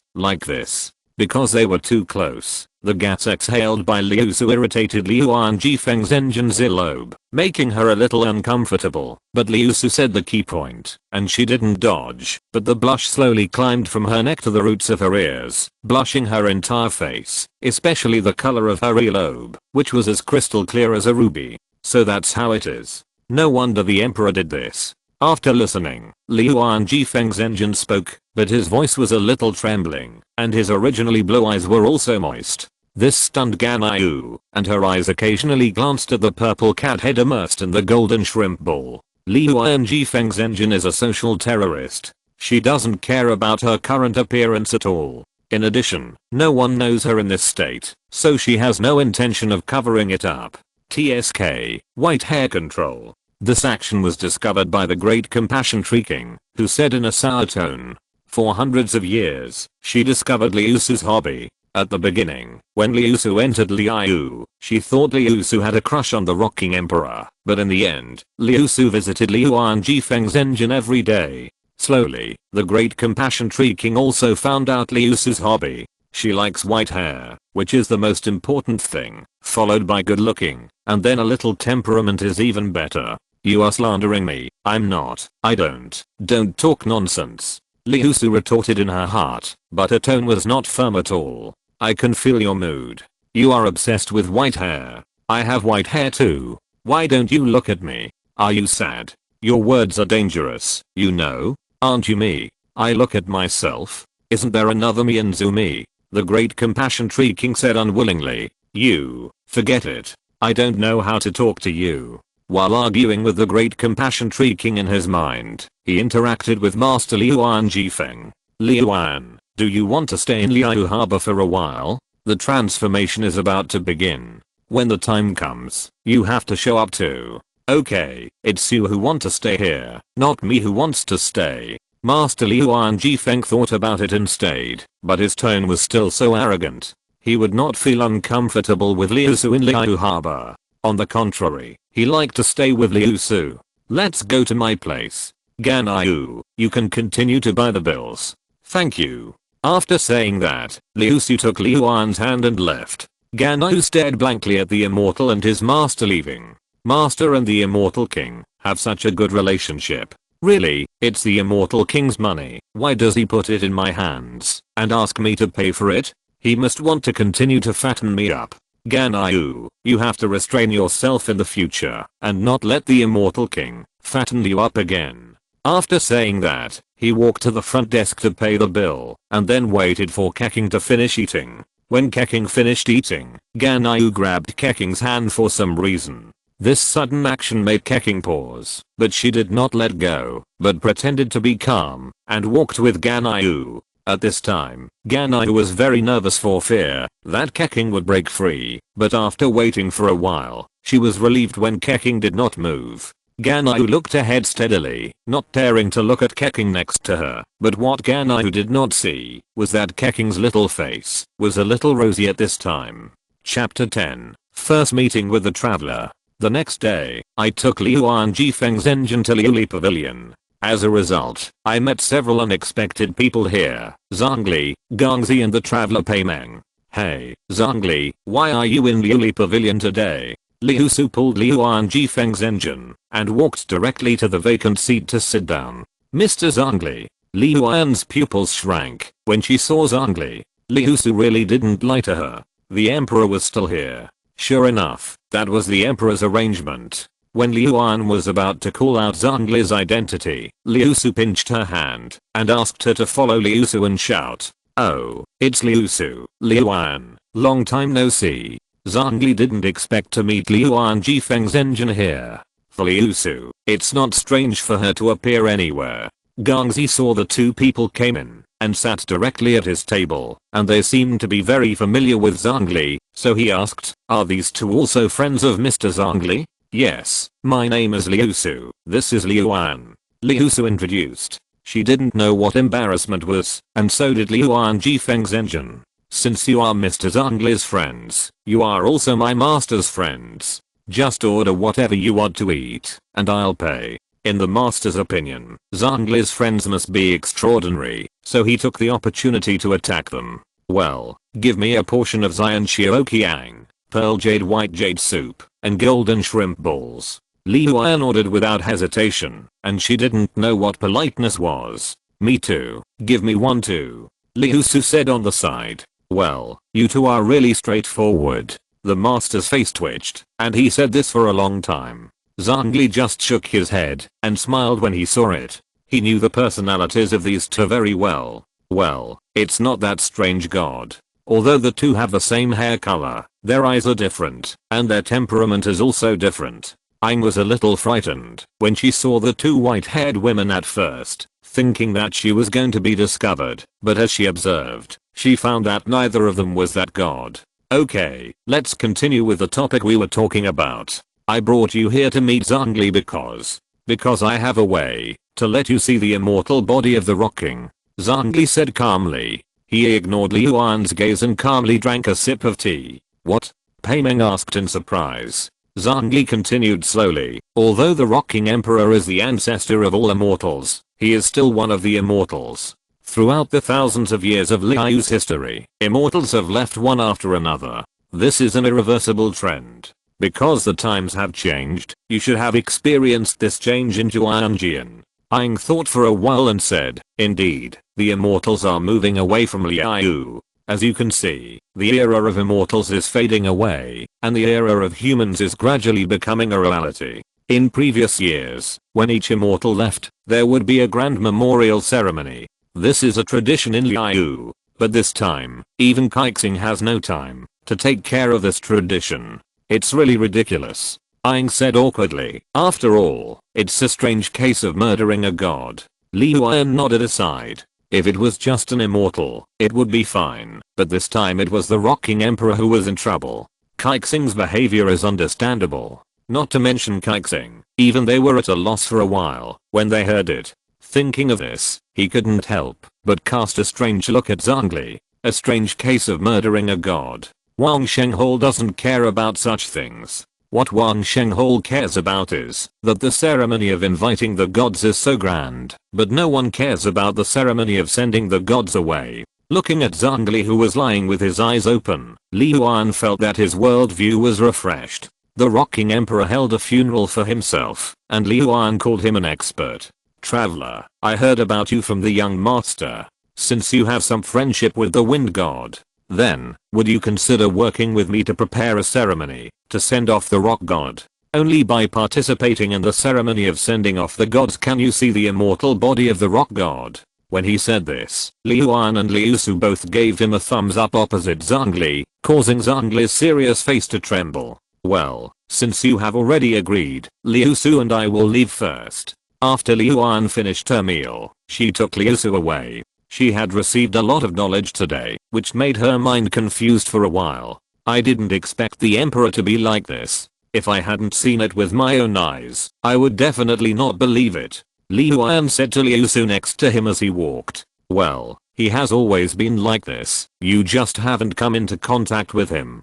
Didn't I tell you before? You don't believe it yourself. Liusu spread her hands to show that I had said it before, and if you don't believe it yourself, what can I do? Forget it. Since it is the emperor's intention, there must be a reason for it. In addition, the emperor is still alive, so I don't have to think too much. Liu An waved her hand and stopped talking about this topic. She used Skynet to transmit what she saw to other immortals to let them understand what the emperor meant. So that's how it is. I was wondering how the emperor could possibly get into trouble. It turned out to be the emperor's own arrangement, so we must do it well. True. Lord Zuiyang checked the news and said with emotion. It turns out that the emperor is fine, so Liu has no worries. Now I just hope that Liu can stand up like the emperor wants. The great sage who conquered the demons received Liu An's message and said while sitting on the tiles of Wangshuin. Come on, Liu An, I'll take you to Liu for a good stroll. You stay in your cave every day, your bones must be rusty. Humph, I'm an immortal, how can I be rusty? Liusu's words made Liu An very unhappy, and he immediately retorted. Then are you going to stroll around or not? If not, I'll go home. Shopping, since you invited me, I'll reluctantly agree. TSK, dead arrogant. Liu An automatically filtered out Liusu's words. Liu An also knew what Liusu meant by arrogant, but Liu An said that I'm thick-skinned. No matter what you say, you can do whatever you want. Along the way, Liu An found many interesting things. Liusu waved her hand and paid for them directly. Of course, all of them were sent to Ganyu and you hating. What kind of god is it to bring money? You won't cause inconvenience to Ganyu by doing this? As Ganyu's good master, Liu An still asked. No, Ganyu doesn't lack money at all. You can buy everything in these shops and nothing will happen. After hearing this, Liuan felt relieved and started to spend lavishly on shopping. He bought new and interesting things directly. Then Ganyu received a pile of unprecedented bills at Yuhei Pavilion today. These weren't bought by Xianjun. It seems that they were all bought by Master. Holding the bills, Ganyu compared them, because the bills Liusu sent before were all for food, but today there were many new and interesting things. Today, Liuan experienced the joy of shopping. No matter what he wanted, Liusu directly asked to buy it, which made Liuan's eyes sparkle. Why don't you bring money? Liuan finally asked this question, because the vendors around him seemed to be familiar with Liusu, and it seemed that Liusu had bought things often.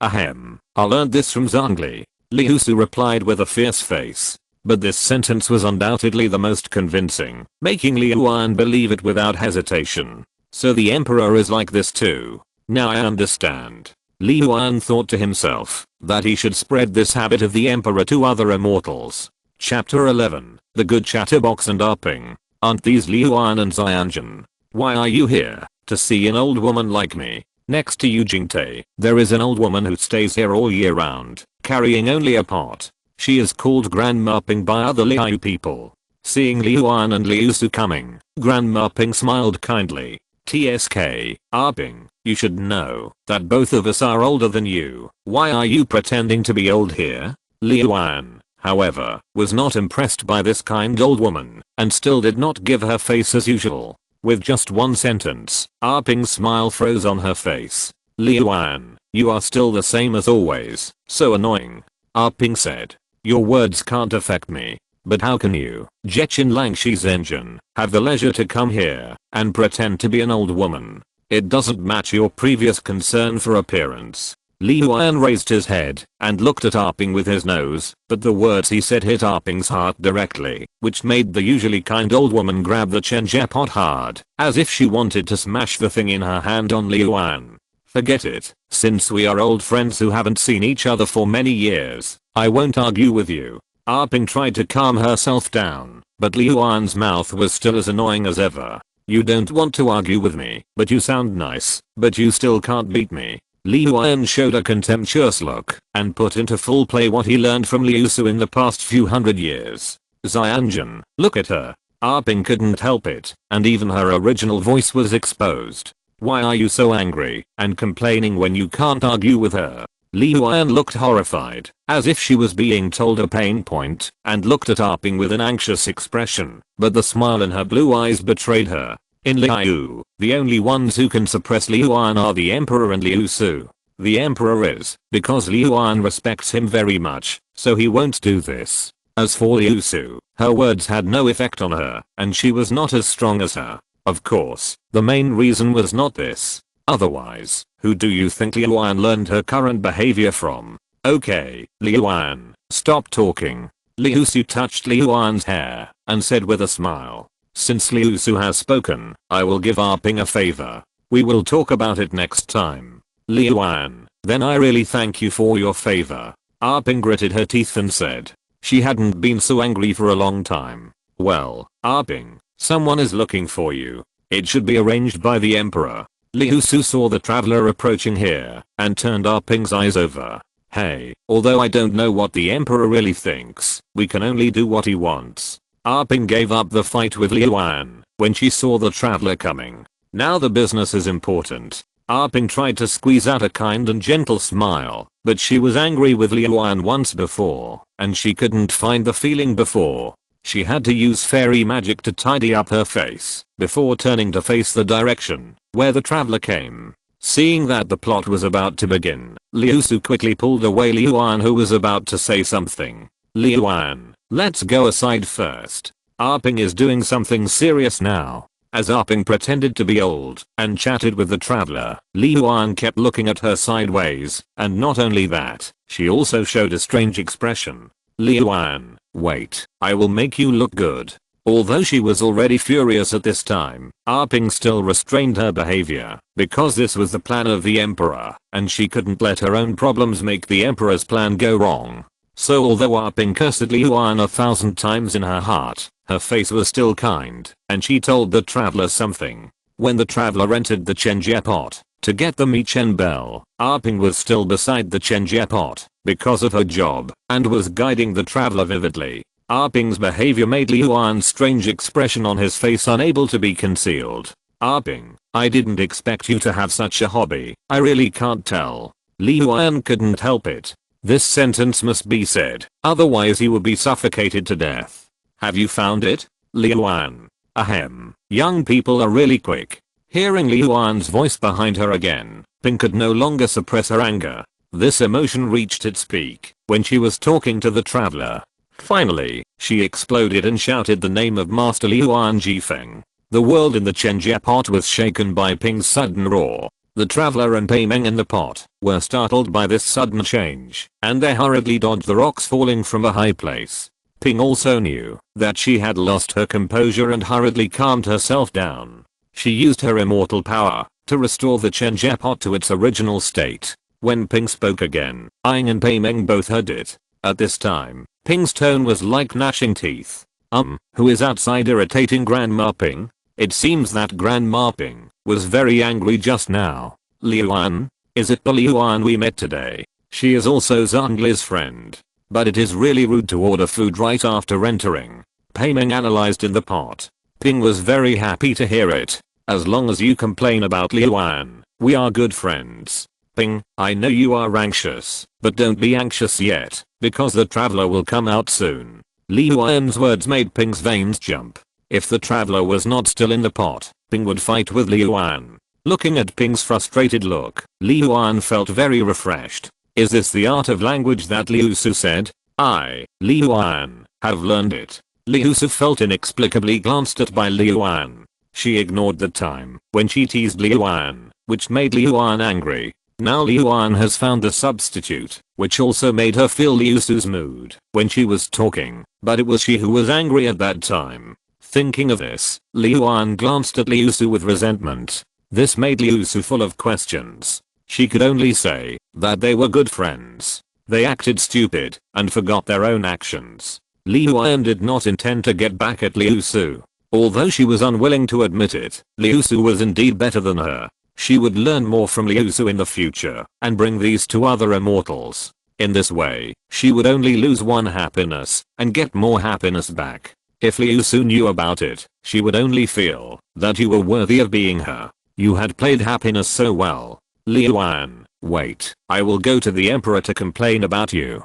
Ping said viciously. If it was the previous Liuan, he might panic, but the current Liuan said that he could complain no matter what. The emperor did something even more outrageous than himself, which was a piece of cake for the emperor. It's up to you to do it. Liuan's words were light and emotionless, but it was like pouring a glass of cold water into a boiling oil pan. Ping felt that she was about to explode. Liuan, be more restrained. The traveler is coming out. Seeing that Liuan had begun to lose control of himself, Liusu pinched Liuan's hand, and Liuan, who was about to say something, shut up. I finally got it. Sure enough, after a while, Payman and the traveler came out of the pot. Young people are very skillful, and they got it in just a short while, Ping said when she saw the traveler coming out. That's right, unlike you, who pretends to be an old lady and can't use your hands and feet. Liuan complained in a low voice, although the voice was small, but it was not hidden. With the hearing of the immortal, of course, she heard Liuan's words, as if it was said to her.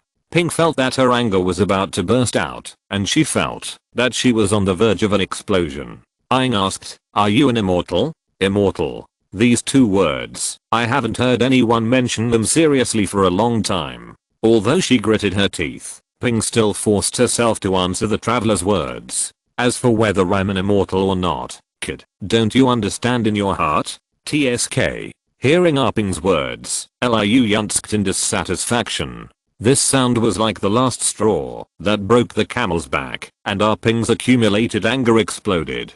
Liu Yun. Under the stunned gaze of Aang and Pei Meng, the old grandma Ping in front of them suddenly transformed into a woman with blue and white hair in her 20s. Liu Su. She is anxious. She is really anxious. Jechen Langxi's engine has revealed her true form. Liu Yun watched Ah Ping transform into her true form and hid behind Liusu and shouted in surprise. Liusu could only cover her aching head for Liu Yun's familiar movements and tone of voice. Liu Yun, stand up. I want to duel with you. Ah Ping gritted her teeth and looked at Liu Yun hiding behind Liusu and said, Is this Grandma Ping? Paimeng felt that his worldview seemed to have been refreshed.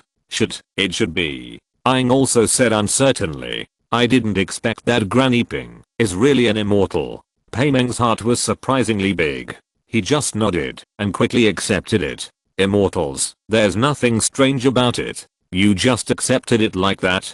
But Aang was different. She turned her head in surprise and looked at Paimeng, who had already accepted the fact. Hey, the things have been obtained. Let's go first.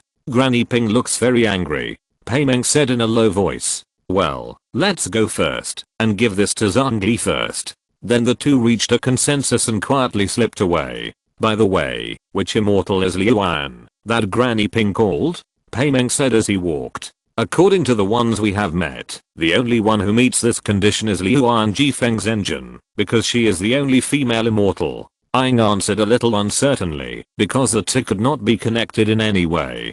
This is completely different. Liu An Jifeng's engine of Aozang Mountain is so serious, and this Liu An seems to have directly angered Granny Ping.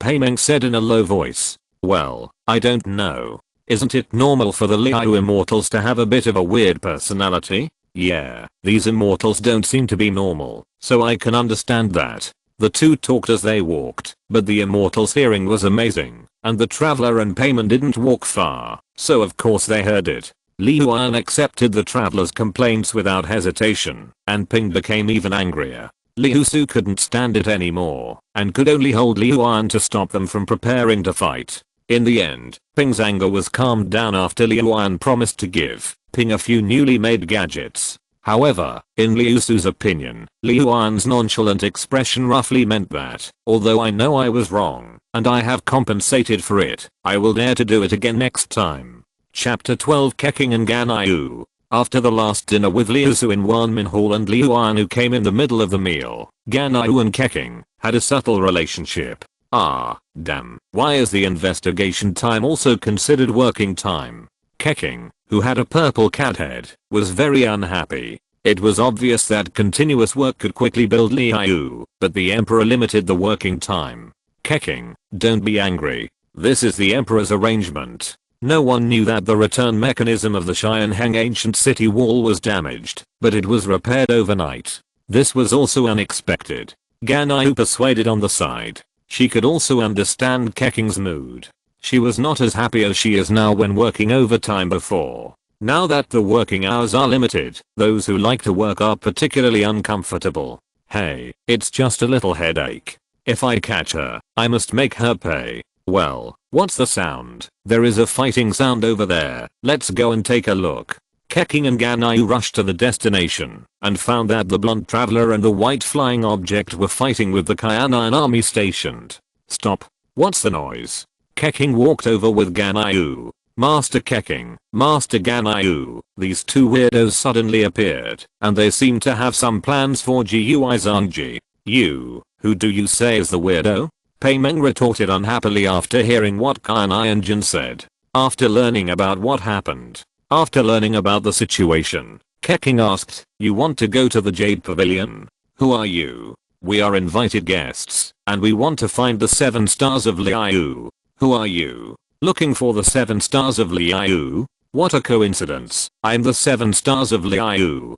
Paimeng scratched his head and slowly typed out I'm Keqing, Yu Hengxing, one of the 7 stars of Liu. This is my good friend Ganyu, the secretary of the 7 stars of Liu. If you want to find Ningguang, go now. You should know that the appointments for going to the Jade Pavilion are scheduled until next year. Because she saw the true meaning of the emperor, Keqing did not say anything disrespectful to the immortals and the crisis that Liu will encounter in the future. The immortal emperor can protect Liu for a period of time, but what if the emperor and the immortals leave? Speaking of which, Keqing is also a fan of the emperor, but she has her own ideas. Now that the Emperor's intentions have been conveyed to her through the Immortal Lord, she will definitely work hard, whether for the Emperor or Liu. Well, next time I will buy a few more clay figurines of the Emperor and put them at home. Keqing stroked her chin and thought. It's also very simple for you to see Ningguang. You just need to go to Yuhei Pavilion to find the guide and then do this and that. Then we will meet again, if we are destined. After that, she took Ganyu away. Thank you. Aang said politely. Huh, the working time is almost over. Today's happiness is over. Let's go, Ganyu. Let's go see what fun there is. Looking at the time shown on Skynet, which is less than a cup of tea, Keqing knows that today's working time has ended. Because she worked overtime yesterday, she only has 3 pitiful hours of work today, and it's only noon now. The working time of both of them is gone. Although the Emperor forced us to rest, it's not a bad thing. At least we can see a lot of beauty that we missed before. Ganyu originally lowered her head to listen to Keqing's words, and then suddenly raised her head and looked at Keqing and said, What? Keqing was flustered by Ganyu's words. No, it's okay. Let's go to Wanmin Hall. The food there is indeed better than Liuli Pavilion. Keqing's flustered look made Ganyu shake her head, indicating that she was fine, and then change the subject. Let's go. Golden shrimp balls. Golden shrimp balls. Thinking of eating, Keqing thought of the delicious golden shrimp balls. Now she can eat them every day. So happy. Hey, Ganyu, hurry up. I can't wait. I want to eat golden shrimp balls quickly now. Looking at Ganyu walking slowly, Keqing stretched out her hand and pulled Ganyu to run towards Liu Harbor. Hey? Okay. Ganyu looked at the hand held by Keqing in surprise, held it with her backhand, and trotted towards Wanmin Hall with Keqing. Feeling the power coming from her hand, Keqing's heart skipped a beat, and she pretended to be calm to cover up the embarrassment. After entering Wanmin Hall, Keqing and Ganyu began to order dishes. Ganyu likes to eat vegetarian food, and Keqing likes golden shrimp balls. For these two frequent customers, Chef Mao orders almost the same dishes every day. Lady Keqing, are today's dishes the same as before? Do you have any requests today? Chef Mao asked. Keqing thought for a while, and found that there was nothing else to eat. Well, just those dishes. Okay, Lady Keqing, please take a seat first. The dishes will be here soon. After the dishes were served, Keqing picked up a golden shrimp ball and put it into her mouth. The delicious golden shrimp ball made her eyes narrow with satisfaction. Hey, isn't this Ganyu and Keqing? Why are you out for dinner today? Liusu's voice came from behind, causing the two to let go of their hands under the table. From the moment they held hands to the Wanmin Hall, they did not let go of their hands. Ah, Immortal Lord, I just don't have time to work today, so I came out to eat. Ganyu explained in a low voice. Only you two like to go to work. Zhongli doesn't want to work for an hour. He pretends to be dead every day of the year. If he is half as diligent as you, I can rest. Well, Master Zhongli must have his own reasons for doing this. After thinking for a long time, Ganyu didn't know how to respond and squeezed out this sentence. Okay, no need to say more. He is just a street urchin. Master Mao, give me a bowl of Zion Shiro Kyang, pearl jade white jade soup, mora meat, pay you assorted bag, and a moon pie. Send the bill to you hating. Ganyu will pay it together later. Liusu turned to Master Mao and said, just about to say that it was sent to Ganyu in you hating, but remembered that Ganyu was here, so she changed the subject. Immortal Lord. Ganyu looked at Liusu with resentment, and she found that she had become Liusu's wallet. Oh, it's okay, I don't like to carry money. Well, I learned this from Zhongli. Liu Yan explained on the side. Ganyu's face flushed, and she finally said, since it's Master Zhongli, then he must have a deep meaning for doing this. There's nothing she can do, because Zhongli is the rock king she respects the most. However, Liusu's behavior made her constantly refresh her understanding of Zhongli. There are some questions that she herself cannot understand, but because he is the rock king. So in the end, it will only turn into one sentence. The Emperor, Master Zhongli, must have a deep meaning for doing this. Keqing seemed not to see the two of them, and she was eating golden shrimp balls with her head down. She didn't know why she felt uneasy at this time. She also knew that Liuan in front of her was Ganayu's master, Master Liuan Jifeng. Thinking of this, Keqing lowered her head even more, wishing she could get under the table. Okay, I won't tease you anymore. You guys eat. Liusu found a place to sit down with Liuan. Don't say it, these dishes are really delicious. You can't get tired of eating them. It's worthy of being the strongest dish in the game's Iron Shao Qiang. It's so satisfying to have a meal every day. Keqing and Ganayu hurriedly finished their meal and left because Liuan and Liusu were there. It was as if they had encountered some kind of monster. Hey, is this what it means to enter the secular world? I really don't want to go back. Liuan sighed while eating. Then don't go back. Isn't Ping staying here well? But I'm an immortal after all. I'm also kind of immortal. Ping, Ganayu, and Emperor have also been staying in Liu Harbor, right? If you want to stay, then stay. Yeah, then I will stay. It was you who asked me to stay, not me willingly. Ha, you dead arrogant. HMPH. Whatever you say, I don't care. Liuan returned to his arrogant look again. Not to mention, he was quite cute. Chapter 13 The Devil Arrives. It seems that things have started to happen in the past few days. There are more and more Fachu in Liu, but it is not time for us to show up yet. Various things have started to happen in Liu in the past few days. Hey, although Zhongli has noticed it, he will not stop it. This is a change in Liu. Liusu said. I hope the Liu 7 stars and the people of Liu will not disappoint the emperor. Liuan sighed on the side. This is the breath of the 100 taboos talisman. Has it started? Release the demon suppressed in the seabed. Liuan frowned. Even she could sense it. The emperor could not fail to sense it, but the emperor has not taken any action until now, which means that this is a test in the emperor's calculations. Yes, the demon has revived. Liusu just finished speaking. Suddenly, dark clouds gathered, and a snake made of water appeared in the sea. The powerful momentum made all the people of Liu feel a kind of pressure. Is this the vortex demon? So strong. Liuan frowned and said. No, the immortals have already gathered. I'm going to. Liusu, you are a god. You can't take action unless you have no other choice. Once you take action, it will be no different from the emperor's action. Liuan remembered the words of the emperor and said that the immortals helped Liu resist the demons, which was also the strength of Liu, but it was different for Liusu, a god. Although Liuan liked to have fun with the immortals, she would still restrain herself in the face of such a major issue. Well, Liuan, be careful. Liusu looked at Liuan who had turned into a crane and said, oh, this is the first time you care about me. I'm leaving first. Liuan said this and left. She seemed to be in a good mood. At the same time, the immortals in the Liu 7 stars gathered on the Quanau pavilion. Liuan, I thought you wouldn't come. Ping said sarcastically. Liuan had made her very angry before. HMPH. At this moment, the immortals and the people of Liu will not escape. So what are you talking about? You. HMPH. Liuan is still the same Liuan, and Ping is still no match for him. Okay, Jechin Langxi's engine, Liuan Jifeng's engine, now is a critical moment, so don't quarrel. Zuoyang's engine came out to be a peacemaker.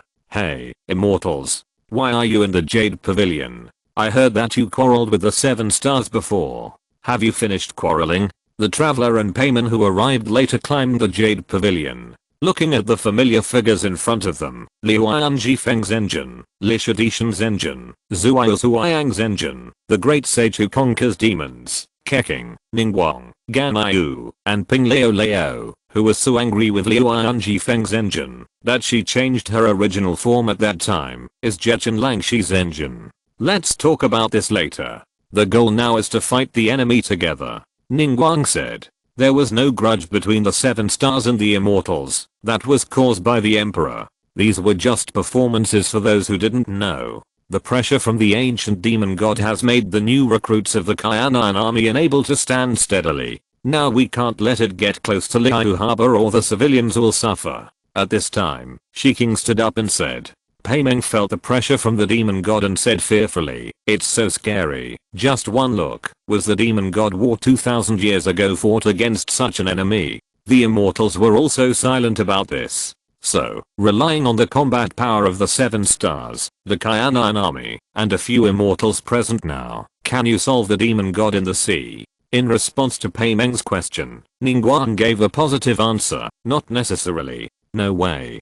But you are the immortals who protect Liu, and the 7 stars who protect Liu. Can't you think of a way? Although I don't want to admit it, there is no way. The gap between immortals and demon gods is still too big. But you can try it. Master Liu Jifeng said on the side. Hey, the matter of the return machine earlier made Kaixing think about it, and went to explore it. Now, as the creator of the return machine, I happen to be here. What can you mortals research about the mechanism of the immortals? But as long as I improve this old crossbow a little, it will be an evolution that you can hardly imagine. It can only be said that he is worthy of being a very good chatterbox. This sentence choked everyone. During this period, Ningguang also understood the character of the true Lord Liu Jifeng. She smiled awkwardly but politely and replied, It can be regarded as a kind of immortal fate. In this way, we can use the new return machine to fight against the demon god. All the immortals present can also inject immortal power into it. There is no time to lose. The decisive battle will start now. As Ningguang finished speaking, she began to make seals, and a platform appeared in front of the Quan'ai pavilion, and 3 improved return machines appeared in front of everyone. True Lord Lishu Dishan, True Lord Liu Jifeng, and True Lord Zuiyu Zuiang stood on a return machine respectively, and began to inject immortal power. The return machine was glowing with golden light, and attacks were pouring down on the demon god in the sea. However, at this moment, a teleportation space appeared on the platform, and many Fachu began to pour in. Damn it, we can't let them destroy the return machine. As soon as Keking finished speaking, the Traveler and the Thousand Rock Army began to intercept the Fachu. At first, they were able to intercept them, but as the number of Fachu continued to increase, even Zio had a hard time. Aang rested her sword, panting as she watched the Fachu constantly appearing from the teleportation array. Feeling helpless, Payman shouted anxiously, the demon god's attack is coming again, and there are so many Fachu. We are almost there. Kids, do you think we can't hold on any longer? A Ping's voice came from behind, causing Liu Yun, who was standing on the return machine, to look at her sideways. Don't say discouraging words. Take this. Although she cursed Liu Yun 1,000 times in her heart, a Ping still used her immortal power to strengthen Aang. Is this immortal power? The light on your body is like the one in Juanjian. Wow, is it Granny Ping's shockwave? Granny Ping is so strong. Aang found that every attack at this time could generate a strong shock, which made Pei Meng exclaim. Pucci, Granny Ping's shockwave, what a good name. Liu An turned his head and showed Pei Meng a relieved look. The blood of the unicorn protects you from the harm of evil. Let go of the worry about injury and use your strength to your heart's content. I did the same thing during the war with the demon god. As Ganayu's words fell, Aang felt a constant stream of power rising in her, and her injuries and fatigue were eliminated. Even being touched by the aftermath of the demon god's attack did not cause much damage. Well, it turns out that Ganayu has such a side in the war. Pei Meng did not expect that the seemingly weak Ganayu would be like this. The name of Yaksha means light and agile. Take my immortal power and try to run like me. With the addition of Zio's immortal power, Aang's speed increased a lot, and she was able to intercept the Fachu faster. Among ordinary people in Liu, people can only bear one kind of immortal power at most, but Aang is different. As the Fachu come back again. Child, ordinary people can only bear one kind of immortal power, but you are different. Your bones are very strong, and can bear 3 kinds of immortal power. It will be a little painful, bear it for a while. Get used to it, and try to use them. As the immortals finished speaking, Aang felt 3 kinds of immortal power rushing into her body at the same time. The powerful force made her a little uncomfortable, but with the blessing of these 3 powers, her attack, defense, and speed were greatly improved. This place suddenly became a battlefield for Aang alone. Aang shuttled through the battlefield alone, and the subsequent Fachu were almost all dealt with by Aang alone. Finally solved. Aang looked at the Fachu who had not come in from the portal. Although the immortal power was very strong, it also brought her a great burden. Chapter 14. The storm is not over. The interference has been eliminated. Finally, there is no need to be distracted. We can go all out. As the last Fachu was dealt with by Keking, Master Zuayu Zuang spoke. At this time, the three immortals Gizhang machines burst out with stronger energy than before. The gushing energy gathered in front, and the powerful light column attacks were all vented on the demon in the sea. It works, if we suppress it with all our strength like this. Seeing the demon in the sea being suppressed by the attack of the Gizhang machine, Paimeng said happily with his fists clenched. The demon in the sea let out a roar, as if it was irritated. Two snake heads made of water began to gather energy in the air. This blue energy rushed into the sky, dispersing the original dark clouds, like a blue sun. Countless attacks began to vent on the Quanau pavilion like raindrops. Everyone had to hurry to avoid them. The Gizhang machine was destroyed by the demon's attack. In the end, even the platform built by Ningguang was broken, and the Traveler and the Kyanine army all fell from the sky. Fortunately, the immortals arrived in time, and took the people who had lost their footing to a safe place. Liusu stood aside and said helplessly, the Gizhangji has been destroyed. Without its suppression, it is difficult for us to fight back. But the Quanau pavilion is the last barrier. No matter what, we can no longer give in. I have another plan. As soon as Ganyu finished speaking, Ningguang appeared in front of everyone.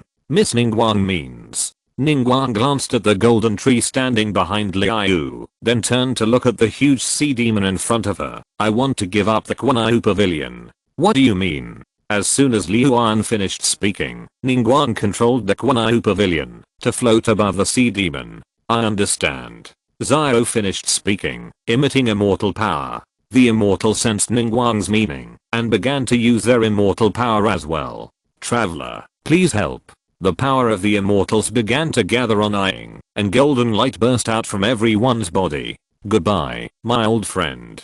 Today's separation is also for a better reunion in the future. Ying raised the sword in her hand, operated the immortal power to the extreme, and stabbed the sword into the floor of the Quanau pavilion. After the immortals finished their performance, they hurriedly led the people on the Jade Pavilion away. The Jade Pavilion emitted a dazzling light, and it fell rapidly downwards with the immortal power of the immortals, and then directly hit the sea demon.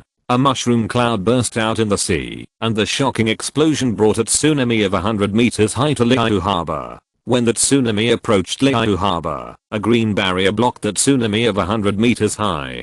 The tsunami slowly subsided, and the sky cleared up. Look, it's Liusu. She just made a move. Payman pointed to the white figure standing on the dock below and said, thank you for your help, Immortal Lord. Keking thanked him after landing. No problem, it's just a small effort. Liusu waved her hand and said.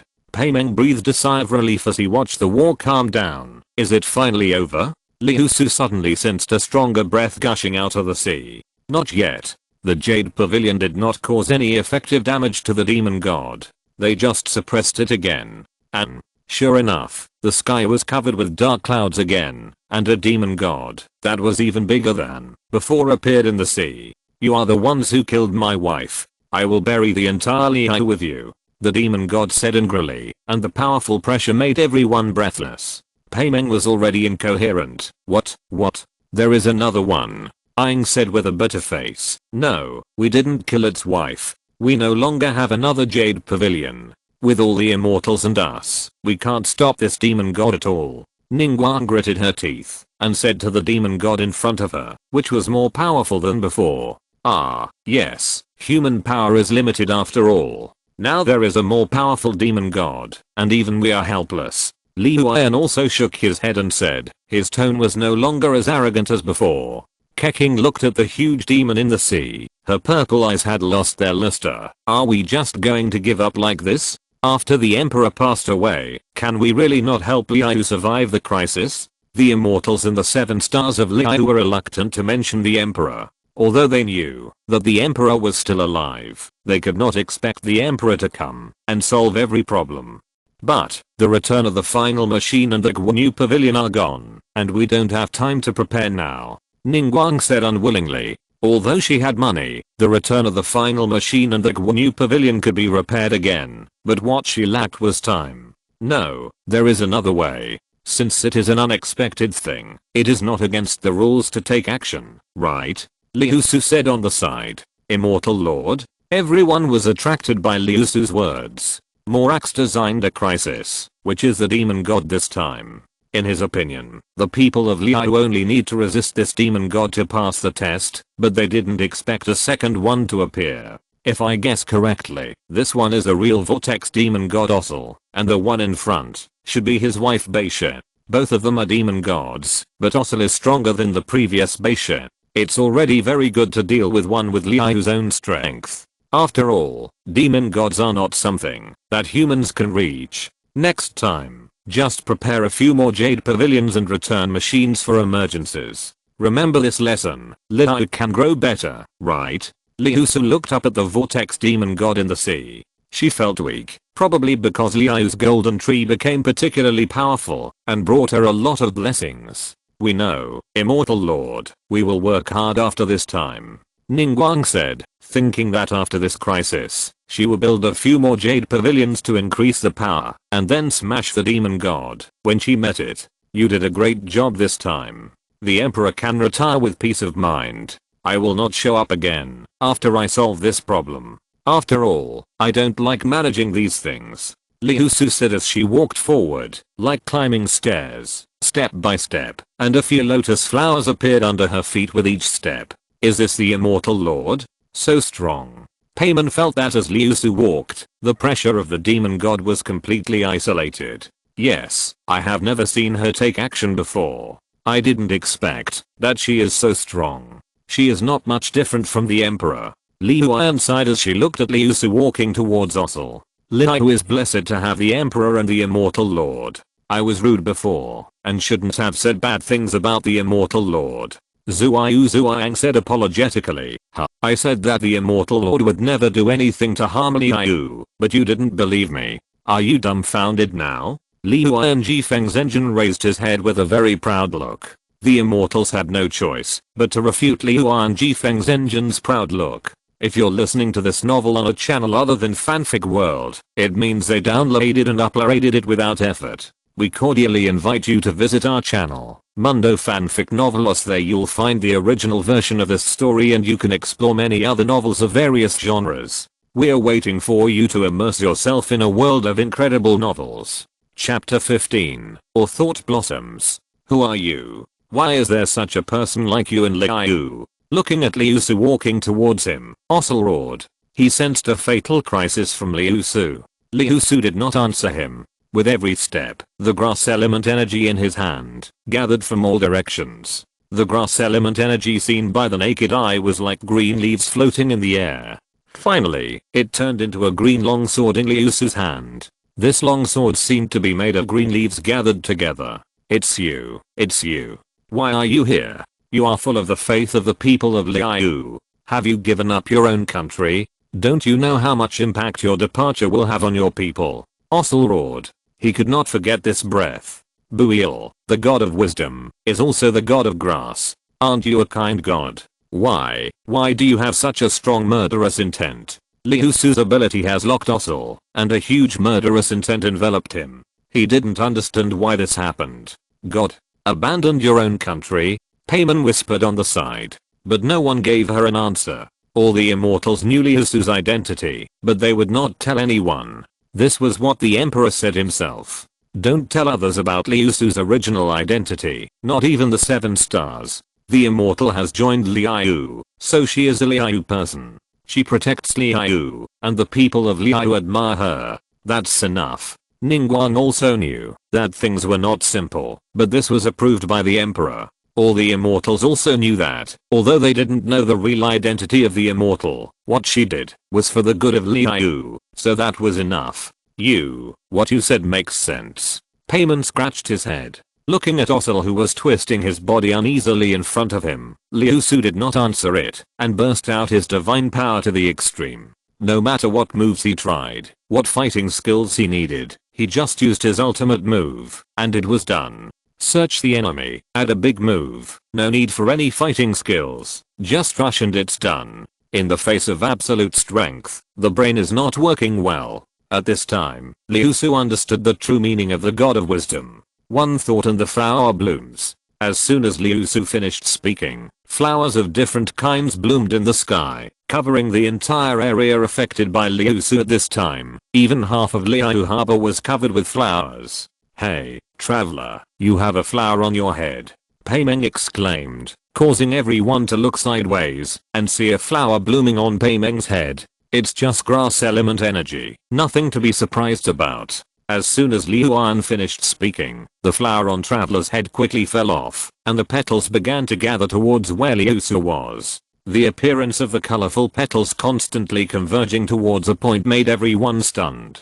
But, so beautiful. Even Ningguang couldn't help but sigh. These flowers are all fake, they are just elemental power. Each flower is generated by autonomously absorbing elemental power, and finally turned into petals and gathered there. Only the power of the grass element can do this, and other element can't.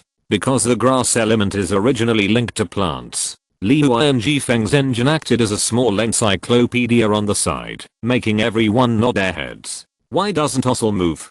Paimon asked his own question again. "Because Ossel has been suppressed by the pressure of the Immortal Lord. Except for being able to speak, he can't use other abilities. So that's the case. No wonder. So the Immortal Lord is now gathering energy to kill Ossel? Yes, it's easy to defeat and suppress a demon god, but it takes a lot of effort to completely destroy it. This is why the Emperor only suppressed Ossel at the beginning, because the situation was urgent at the time. If Ossel was forcibly killed, there would be unexpected things.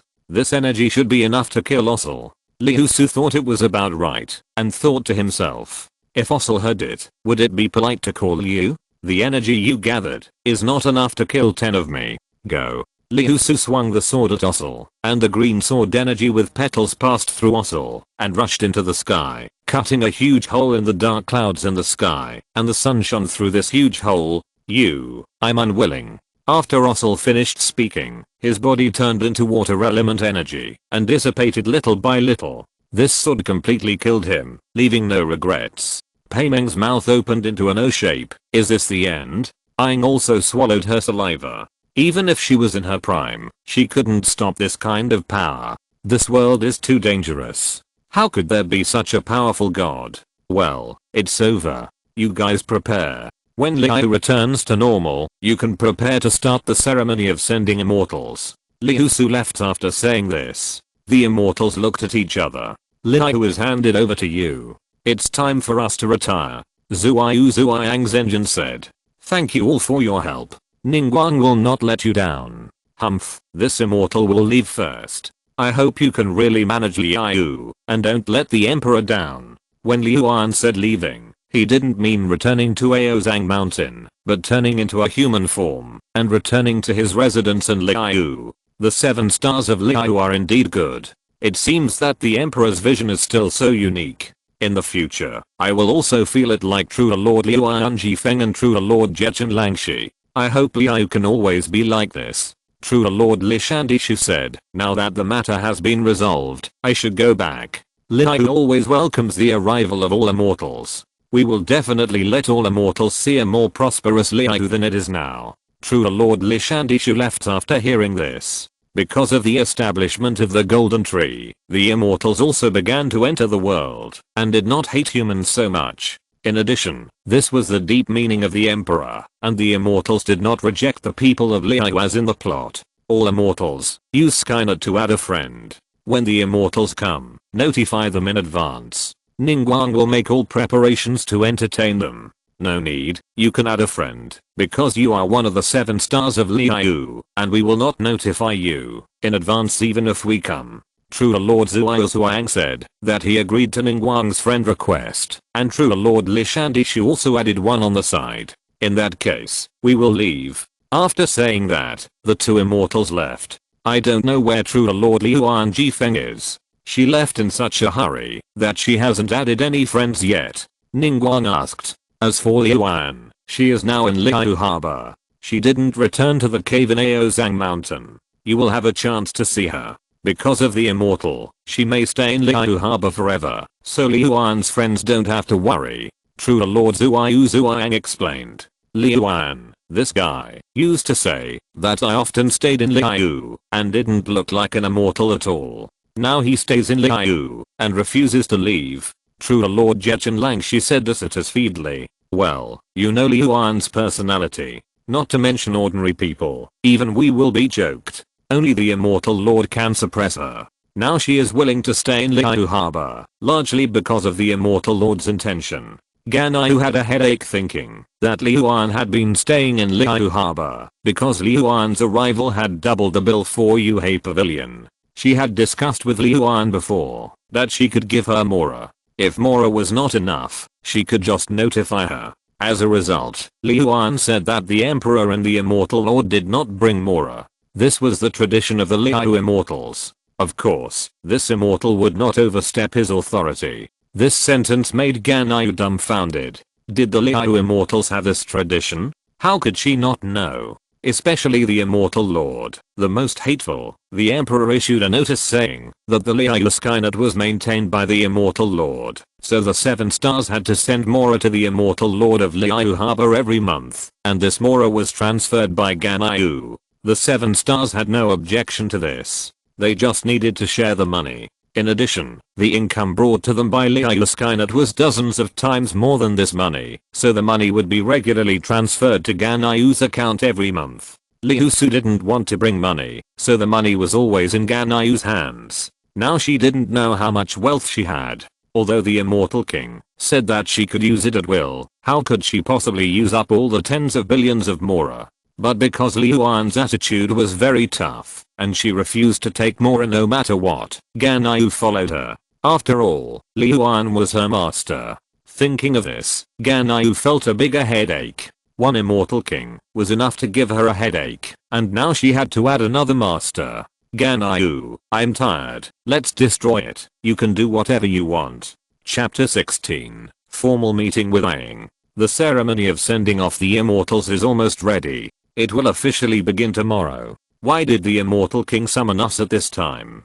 Aang was looking at a gold-plated note sent by Ganyu. This was Liusu's message to Ganyu. Originally, Ganyu only needed to notify her, but she didn't expect that Ganyu, who was meticulous, would send an invitation. Aang stroked her chin, not knowing what Liusu meant. She didn't have much contact with Liusu. Aang's impression of Liusu was that she was very powerful. She didn't know anything else. However, through the battle, it seemed that Liusu was not the strange god who kidnapped her brother. Since it is the invitation of the Immortal King, we have to go, because the Immortal King is the most powerful in Liu besides the Jia King. Aang analyzed. That's right. Let's go here. The address is written on it. Let me see. It's a private room in Wanmin Hall. It seems that the Immortal King likes the dishes in Wanmin Hall very much. With her status, she doesn't go to Liuli Pavilion. But the Immortal King's taste is really good. I also think that the dishes in Wanmin Hall are better than those in Liuli Pavilion. Then let's go. Since it's Wanmin Hall, the Immortal King will definitely treat us to a big meal. Aang and Paimeng arrived at Wanmin Hall at the agreed time. When they walked into the private room, they found Liusu sitting there. There was also a familiar person, Liu An, who was with Liusu last time. Traveler, you are here. Please sit down. Liusu greeted them. I wonder what the Immortal King wants to see us about. Paimeng and Aang found an empty seat and sat down. Wait a minute. I think you are hungry too. Just order whatever you want to eat. Liusu greeted the waiter. Unexpectedly, it was Master Mao who came in. Liusu gestured to hand the menu to the traveler and said, "Oh, can I order anything?" Paimeng said a little entangledly while holding the menu. "Yes, as long as you can finish it, you can eat whatever you want. But don't waste it." Liusu replied with a smile. "Okay, I want this, this and this." Paimeng listened and started to order dishes without hesitation, and Master Mao was recording on the side. "For us, let's still have those 4 dishes." Master Mao listened and added a few more dishes to the menu. "Okay, that's it? Anything else you want to order?" Master Mao asked. These two, Keking and Ganyu, all ordered the same dishes, and they were not ordinary people at a glance, so they would not forget them after seeing them. So Master Mao remembered the dishes they wanted to eat. "No, that's it," Liusu said. Okay, then please wait a moment. The dishes will be here soon. Master Mao said and left. Do you eat here often, Immortal? It seems that you and Master Mao are very familiar with each other. Well, the dishes in Wanman Hall are really good. In my opinion, Master Mao's cooking is better than that in Liuli Pavilion. I think so too. Pei Meng's eyes lit up when he heard Liusu's words. By the way, did the Immortal Lord bring Mora? Pei Meng thought of a bad person and asked hesitantly. Aang stared at Pei Meng with wide eyes. What are you talking about at this time? Pei Meng, since it is Mora. What is that? This Immortal never brings Mora. Li Huan took over directly after hearing Pei Meng's words. In her opinion, this is the symbol of the Immortal, and she must show it outside. After all, the Rocking Emperor did not bring Mora. Since this Immortal, the Immortal did not bring it, then the Immortal Lord should have brought it. Pei Meng said weakly. Why did Liusu bring Mora? Immortals do not bring Mora, don't you know? Li Huan looked at Pei Meng strangely and said something that seemed normal to her. You, me, we are done. Travelers, we just ordered so much, won't we have to pay for it later? Pei Meng said with a sad face, and Aang also rubbed her aching head. The Immortal Lord will certainly not let you pay when he invites you to eat. Why do you think so? Li Huan said strangely. In her opinion, it is also impolite to invite people to dinner and let the guests pay.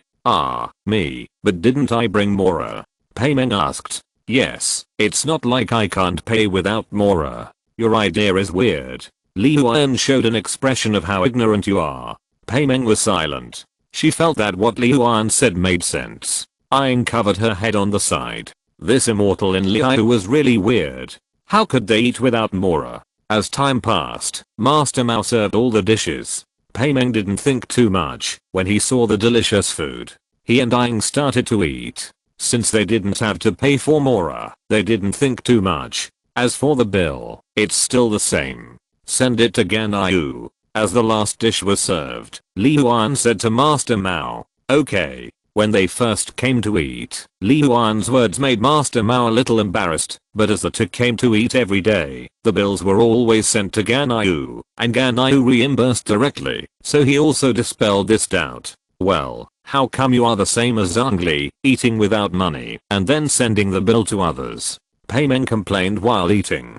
Ganyu is my apprentice, what's wrong with using some Mora? And she doesn't need it. Li Huan said doubtfully. At first, she thought that this would bring a burden to her apprentice. She was shocked when she saw it. Hundreds of billions of Mora could bury her Aozang mountain. When she learned that most of the Mora here was Liusu's Mora, Li Huan became even more unscrupulous. She bought whatever she wanted and ate whatever she wanted. She was rich and willful. Hundreds of billions, and there was another 10 million in the account every month. Although it was 10 million every month, Kaixing would only give more, not less. Sometimes, if they made too much money that month, Kaixing would directly increase the amount. In their opinion, if they made more money, they had to give more to the Immortal Lord. Otherwise they would be sorry for the Immortal Lord. Now they made more and more money. Although the Immortal Lord and the Emperor did not say anything, they could not pretend not to know. They could give more, if they had the ability.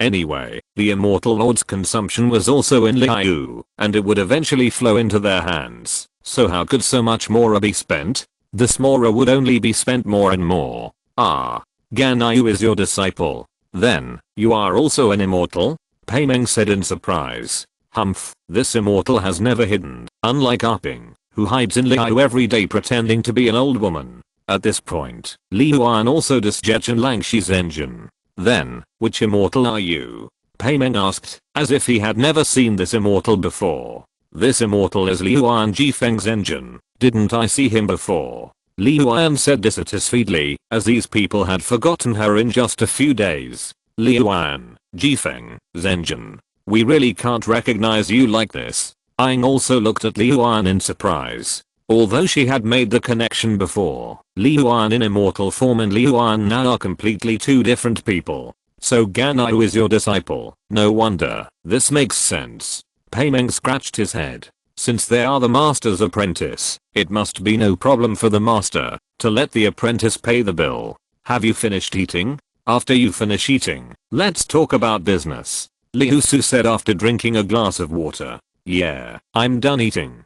Thank you, Immortal Lord, for the big meal. Paimeng was very satisfied with the meal. He said while rubbing his belly and lying on the chair. Chapter 17 Improved Skynet for Aang. In view of your contribution to Liu, I'm going to give you a small gadget. What gadget? The gadget mentioned by the Immortal Lord must be very valuable, right? Paimeng rubbed his hands excitedly. Aang also watched excitedly. The stronger the strength, the gadgets mentioned are different from those mentioned by ordinary people. You know Liu Skynet, right? I know, but I encountered something when I came to Liu, and I haven't had time to register to receive the Skynet. Paimeng said. Well, there are 3 types of Liu Skynets. One is the yellow Skynet for the people of Liu, and the other is the green Skynet for everyone else. There is also the gold Skynet for the Liu 7 stars and the immortals. These 3 Skynets have different effects. The gold Skynet has the highest authority and can be used to manage Skynets and create ordinary Skynets. The yellow Skynet is available to every Liu citizen. Although the authority is not as high as the gold Skynet, it can be used for most functions except management. It is also the most complete form of Skynet, which is equivalent to the identity certificate of the people of Liu. There is also a green Skynet, which is for foreigners to use. This Skynet can only be used for calls, transactions, and adventure mission commissions in Liu. It is also the most common Skynet. And if you go to register to receive the Skynet, you can only get the green Skynet. At this point, Liusu was silent for a while. So you mean to give us other Skynets? Paimeng rubbed his hands. Yes, in view of your contribution to Liu, I can give you the yellow Skynet. Ah, just the yellow one. Paimeng said with a look of disappointment. Humph, the golden Skynet is an important tool for governing Liu Skynet. How can it be handed over to outsiders? If there is a problem with the golden Skynet, it will also be a great harm to Liu, so only the immortals and qualified Liu 7 stars can use it. This Skynet is still bound to the soul of the character. Even if it is stolen, it cannot be used. Liu An said with dissatisfaction after hearing Paimeng's words. Paimeng, this is already very good. The golden Skynet governs Liu, which is equivalent to the supreme ruler of Liu. It is impossible to hand it over to outsiders. The immortal gave us the yellow Skynet, which means that she regards us as a family of Liu people. Aang's mind is very clear. As she said, the golden Skynet is impossible to be handed over to foreigners. Traveler, you see it very clearly. It is true. No matter how much you have contributed, you are not a real Liu person after all. We certainly cannot give this to you. And if you stay in Liu, we will consider it, but I can see that you can't stay in Liu for too long. Liusu nodded and agreed with Aang's statement. Take it, Paimeng, this is the Skynet for you. Liusu took out a block with the rock element logo and handed it to Paimeng. How do I use this? Paimeng asked curiously. Just recite in your heart, thousands of rocks are firm, and the mountains are immovable. Liu An answered on the side. Thousands of rocks are firm, and the mountains are immovable, Paimeng said, and the Skynet in his hand turned into a stream of light and formed a yellow heart-shaped earring beside Paimeng's ear. Do you see the panel? Think of a slogan for yourself, no matter what it is, and then the next time you recite this slogan in your heart again, the panel will open. The panel is divided into major sections, and the instructions are below. After opening the panel, you can enter each section by reciting the text above. Liusu explained how to use Skynet. Wow, so magical. There are commissions and tasks, which can be accepted, and the rewards are also very rich. There is also a map of the entire Liu and the distribution of Liu's resources. I understand why these cannot be obtained by foreigners. If they are given to foreigners, everything in Liu will be exposed, Paimeng said while using the tool. Then, each of your Skynets has a string of numbers. This string of numbers is unique. You can add friends face to face through this number, and you have to give yourself a password. This password and number can be submitted together to add friends. Understand? Yeah, I see. It's so convenient, and you can communicate thousands of miles away. No wonder Liu can develop to this point. Let's get back to the topic. Traveler, you are very special, so I customized an extra Skynet for you. Liusu took out a white Skynet from her hand and handed it to the traveler. Why is it white? Aang took it in surprise, but remembered that Liusu said it was customized. The method to open it is still the same. You try it. Aang put on the Skynet according to the method, and a panel appeared in front of his eyes, and there was information. After filling in all the information, Aang closed the panel and found that it had no effect on his vision at all. You've also noticed that Skynet is not a display screen, it's just a carrier. Through Skynet, you can see many hidden things. Do you know how the Eye of God is formed? Liusu said. When a person's wish is too strong, he will be watched by the gods and gain the Eye of God. Similarly, when a person's wish appears, your Skynet will find him, and a sign will appear on his head. You can get rewards if you help him. Ah, Aang was shocked. Is there such an operation? This is also a small help for your travel. Liusu said. This is also her idea. You mean traveling? Aang asked puzzledly. Isn't Skynet only available in Liu? Yes, you also know that Skynet can only be used in Liu because Liu covers the Emperor's divine power through the Golden Tree. The core energy of Liu Skynet is the Emperor's divine power. As long as there is the Emperor's divine power, it can be used. Generally, Liu Skynet cannot be used outside Liu because other countries do not have the Emperor's divine power coverage, but yours is special. Your model can store the Emperor's divine power. However, because of the need to store divine power, the cost of manufacturing this Skynet is very high, so it cannot be popularized. Liusu explained on the side.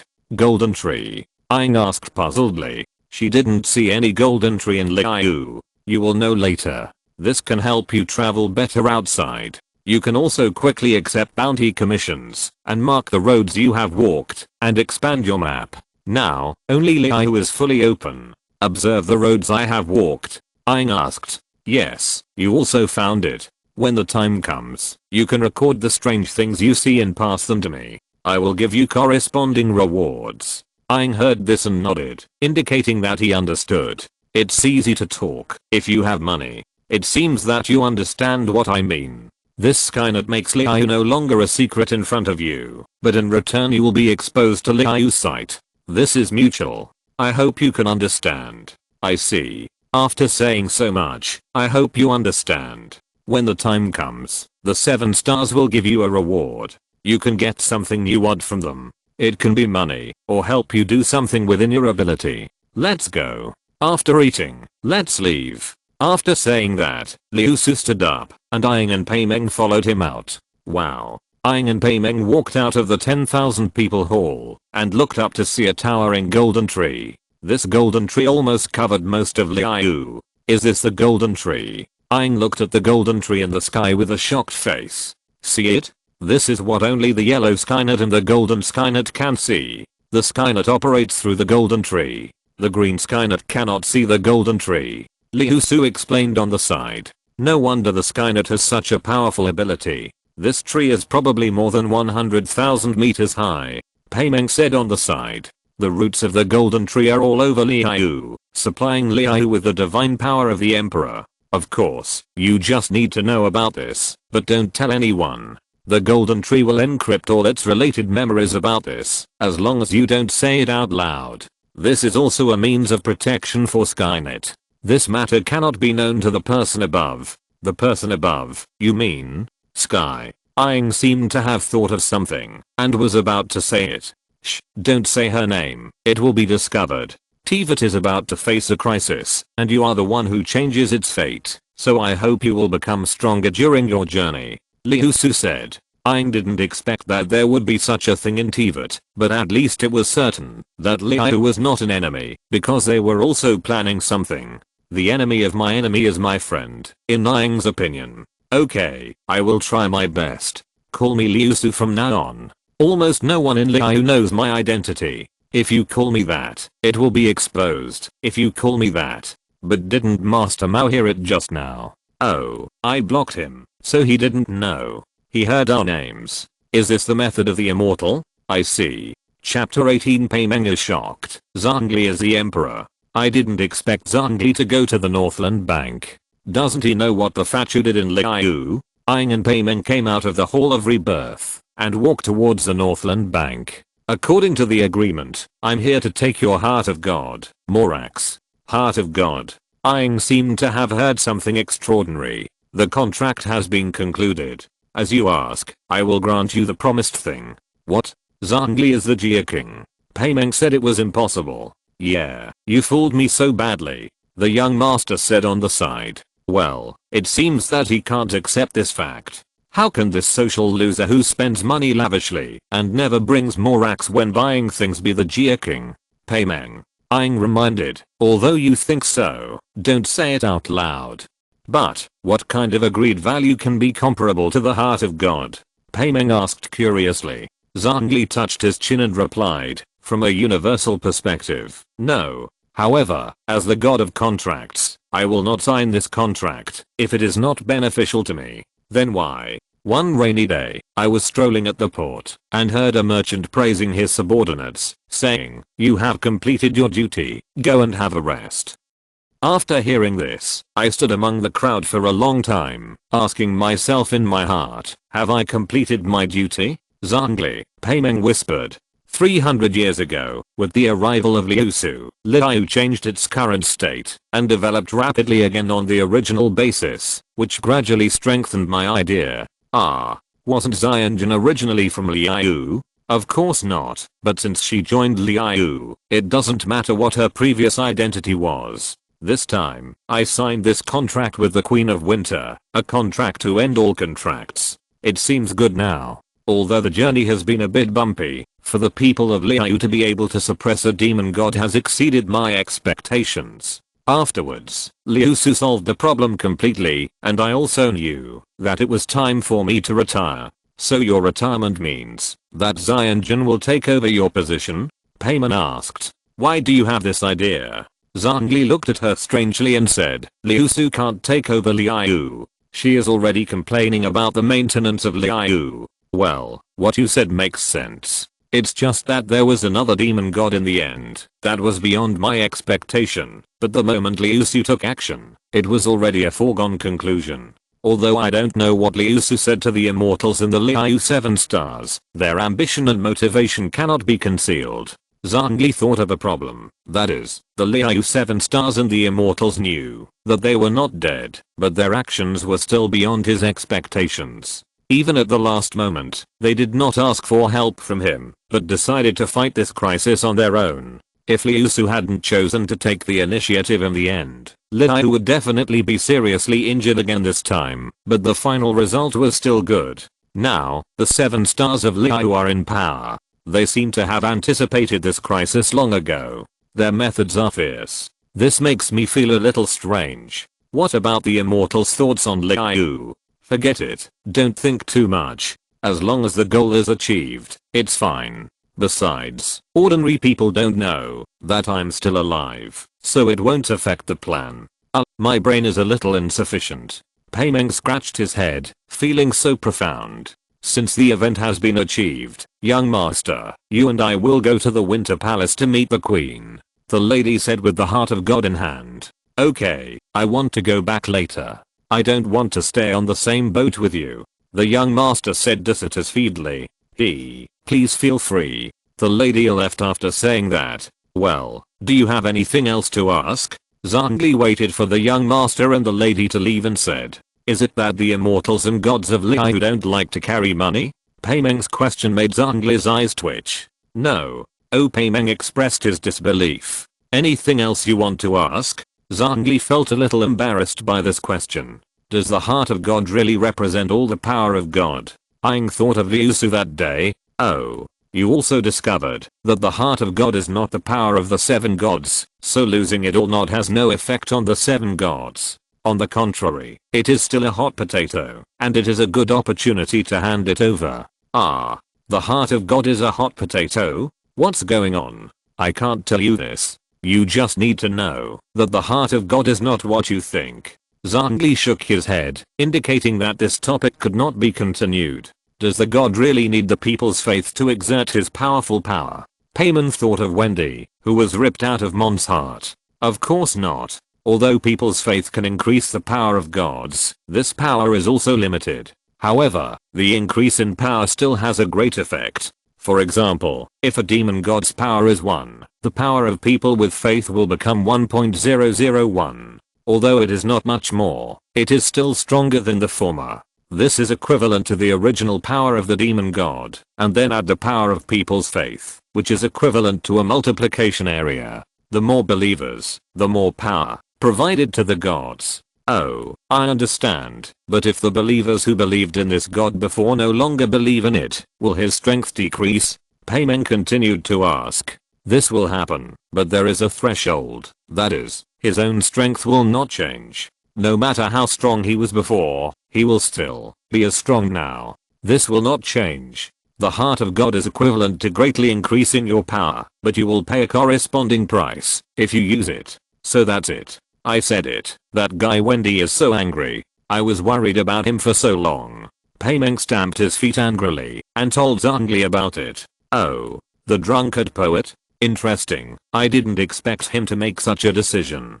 It really fits his style. Do you have anything else to ask? So Zhongli, what kind of contract did you sign with the god of ice? Tell me, I'm curious. No, not telling anyone about this contract is also part of the contract. Ah, stingy. Paimon lowered his head in disappointment. It seems that you have already got the Liu Skynet from Liusu, right? How does it feel? Seeing that the two had nothing to say, Zhongli found a topic instead. Skynet is really amazing and very convenient. This Skynet is too convenient. You can also order food and have it delivered directly to your place of residence. Yes, the establishment of Skynet is an indispensable part of Liu's changes. It allows Liu to enter the information age, and messages can be received thousands of miles away from Liu, without having to transmit messages slowly like before. Zhongli, did you build that golden tree? Paimon asked. Of course not, I'm just using this golden tree. I don't have such ability. Who is that? Didn't you guess it? Wow, it's her, so powerful. Paimon suddenly thought of someone. Today is the ceremony of sending the immortals. We can go and take a look. Although the protagonist sent is fake, since we have spent so much time and energy, it feels like a loss if we don't go and take a look. As for the death of the Rocking Emperor, the reason given by Keixing was that he failed to pass the tribulation and was struck to death by lightning. It seems that in addition to the immortals and Keixing, ordinary Liu people don't know that the Emperor is faking his death. Paimon looked at the Kainan army above reading Keixing's words and conspiring loudly to the travelers, but the people around him seemed not to hear it. Chapter 19. Sending the Immortals. Wow, why didn't the traveler choose other conditions? Although it's more important to find my brother, it would be better to discuss this matter with her privately, as Keixing said. Paimon, if you put it this way, Keixing will do her best to help me keep an eye on it. If I say it in private, Keixing will forget it as time goes by. Aang explained in a low voice, and with Skynet, we won't be short of money. Well, what you said makes sense. We didn't have any commissions before, so now we can do whatever we want. Okay, let's go find Zhongli. He should be here now. Let's ask him when the matter of Liu is almost settled. Aang walked among the crowd, and finally on a platform of Yujing Terrace, she saw Zhongli standing there, and looking up at the golden tree. Because Paimon and Aang also had Skynet, they could see it. Hey, Zhongli. Paimon's words made Zhongli turn his head. Look, the people of Liu all think that they will never see Lord Yan again. Look at this atmosphere of remembrance and nostalgia. Why do you look so relaxed? Haha, wouldn't it be easier to unload the burden of 3,700 years? Zhongli said with a smile, a little relieved in his tone. By the way, when are you free? I'll treat you to dinner at Zenitsu. Humph, stop bragging, Zhongli. I can believe that 3 bowls of rice are not enough, but Zenitsu even charges 40. Can you really afford it? Also, Mora is really not enough. After Paimon finished speaking, he remembered that when the Immortal King invited him to dinner before, Mora was not brought, but the Immortal King took out Ganayu's wallet, thinking that Zhongli would also have a wallet, but he didn't expect that he didn't. So, why is Morax short of Mora? Aang asked a puzzling question. As the Lord of Jia, Morax, I can naturally create Mora easily, but since I have chosen a mortal like Zhongli, I should follow the rules of mortals. Although the heart of God is still in my hands during the journey with you before, I know that I will soon step down from the position of the 7 gods, so how can I not have a little preview of my new life in the future? After hearing what Zhongli said, Payman understood. Well, no wonder. I understand. Zhongli never looks at the price when spending money. It turns out that it's because he's not used to looking at the price. But he's not used to himself who can't conjure up more at any time, so he became a social loser who eats and takes things for free and asks others to pay for them. No. I just spent some money of the fachu. Don't say that to me. This little thing is so poisonous that even Zhongli couldn't help but twitch his mouth. What about the immortal lord? She sent all the bills to Ganyu. Aren't you going to take care of it? As for her, well, that money was originally hers, but she thought it was too troublesome to take care of Mora. Zhongli explained that all the money of Liusu was sent to Ganyu by the 7 stars, and then Liusu did not go to collect it herself, but sent the bill directly to Ganyu. Is that so? No wonder she uses the money the same as her own. It turns out it's her own. God Morax, no matter how much you come down to earth as the Rock Lord to enjoy the people, it's still different from being a real mortal like Zhongli. I still need to thank you for this. As Zhongli, I will also cherish the memory of you traveling with me in Liu.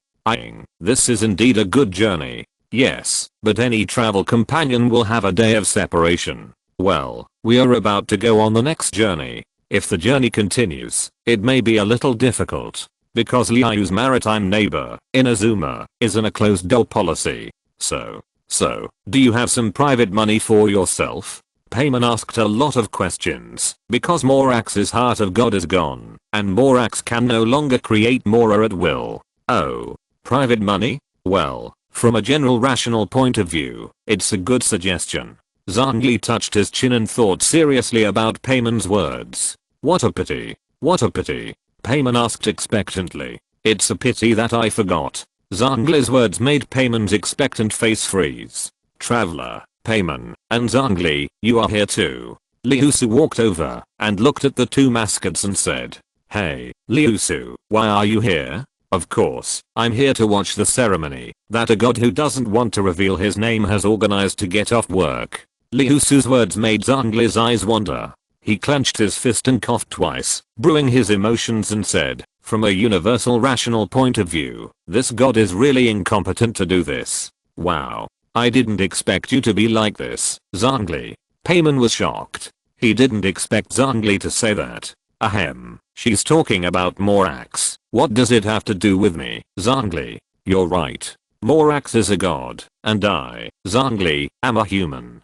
Zhongli said with a tiger face and nonchalantly. As the #1 emperor hater of Liu, he is good at it. TSK, I didn't see it. Zhongli, you are indeed the #1 emperor hater of Liu. Liusu nodded, showing a look of as expected. From a common sense perspective, I'm just stating the facts, not slandering the emperor. Forget it, that's all you are saying, but the energy of the golden tree is almost full, and we need an opportunity to bring back the dead. Liusu stopped arguing with Zhongli and changed the subject. Zhongli's eyes lit up when he heard this. The death of close friends and people related to them will bring wear and tear, but the return of the dead is the best way to heal the wear and tear. Hearing this, Zhongli's joy was reflected on his face. Oh, has the golden tree collected enough knowledge? I wonder who will be revived first. It's hard to say, but with the current energy of the golden tree, it can only revive immortals, and it certainly can't revive demons and the like. Anyway, it's good to be back. Zhongli didn't force it, as long as he could be resurrected. If anyone is resurrected, it should be Yizao Daoshan's engine, because the Sea Lantern Festival is coming soon, and the immortal being commemorated this time is this one, and people's thoughts on him will become stronger. If nothing unexpected happens, it will be him this time. Well, I see. Resurrection is based on people's beliefs and strong wishes? Does that mean that every time the Sea Lantern Festival comes, one deceased person can be resurrected?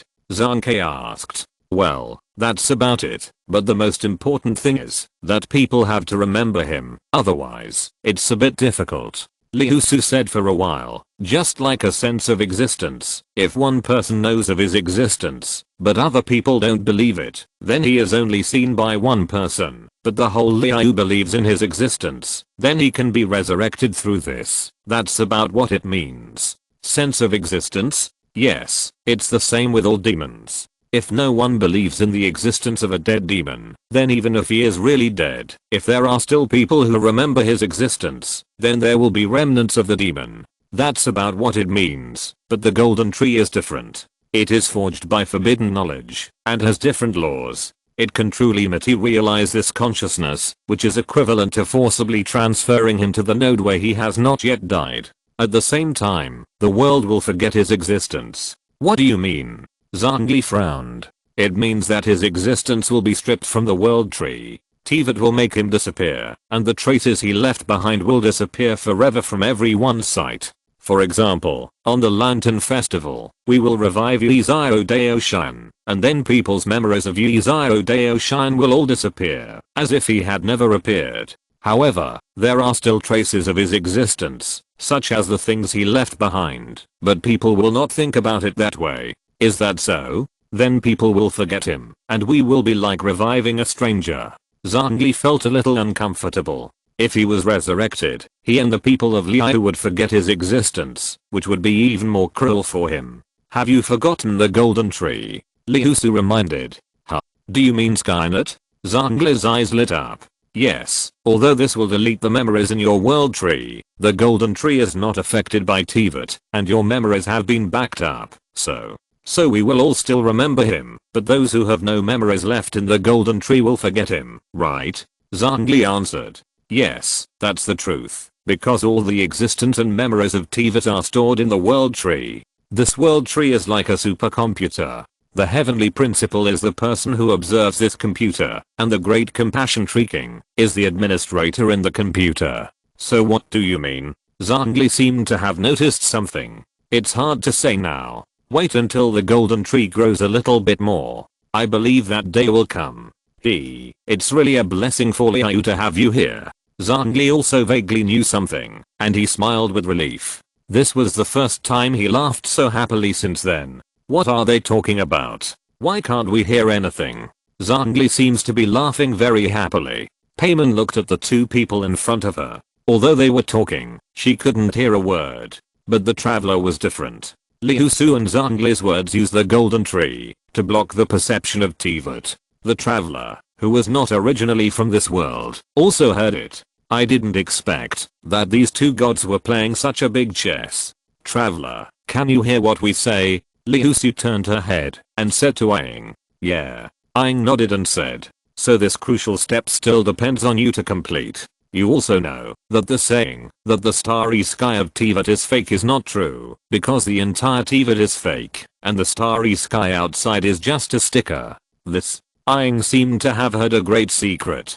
Don't be surprised. For this purpose, we will help you, for you and for us. Okay, you have to forget this memory yourself, otherwise you will be targeted by the Great Terror when you leave Liu. My suggestion is that you store this memory in the golden tree yourself, and you will get it again when you arrive in Liu. Okay. Aang sealed up this memory of hers according to the method, and she would forget it once she left Liu. Chapter 20. A leisurely journey in the world. With the ceremony of sending off the immortals, Liu became an era ruled by one person. The immortals began to disappear. They did not disappear, but turned into people, and integrated into Liu Harbor. Of course, the 7 stars did not know about it, and they would not be notified of the arrival of the immortals. During this period, the traveler shuttled through various places in Liu. She found that the number of commissions from adventurers was not limited, and they could accept them all the time. However,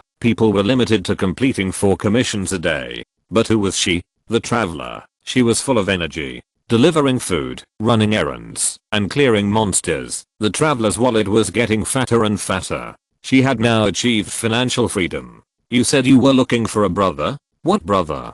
How could it be better than making money? Damn it, why can I only work 4 hours a day? I still want to take commissions. Aang was very uncomfortable because the working time was only 4 hours and the timer started from the moment she borrowed the commission until her commission was completed. I want to work overtime. I want to contribute to Liu. Give me some extra time. At 3 o'clock in the afternoon, Aang's working time was up again. Once the working time was up, she could not accept commissions, and the most important thing was that she could not get stuck in the bug. The commissions accepted at the last minute would also be counted, and the corresponding time would be deducted the next day. With the customized Skynet, Aang could also take on a lot of commissions outside, such as rescuing people outside, submitting materials to people, or going to eat melons.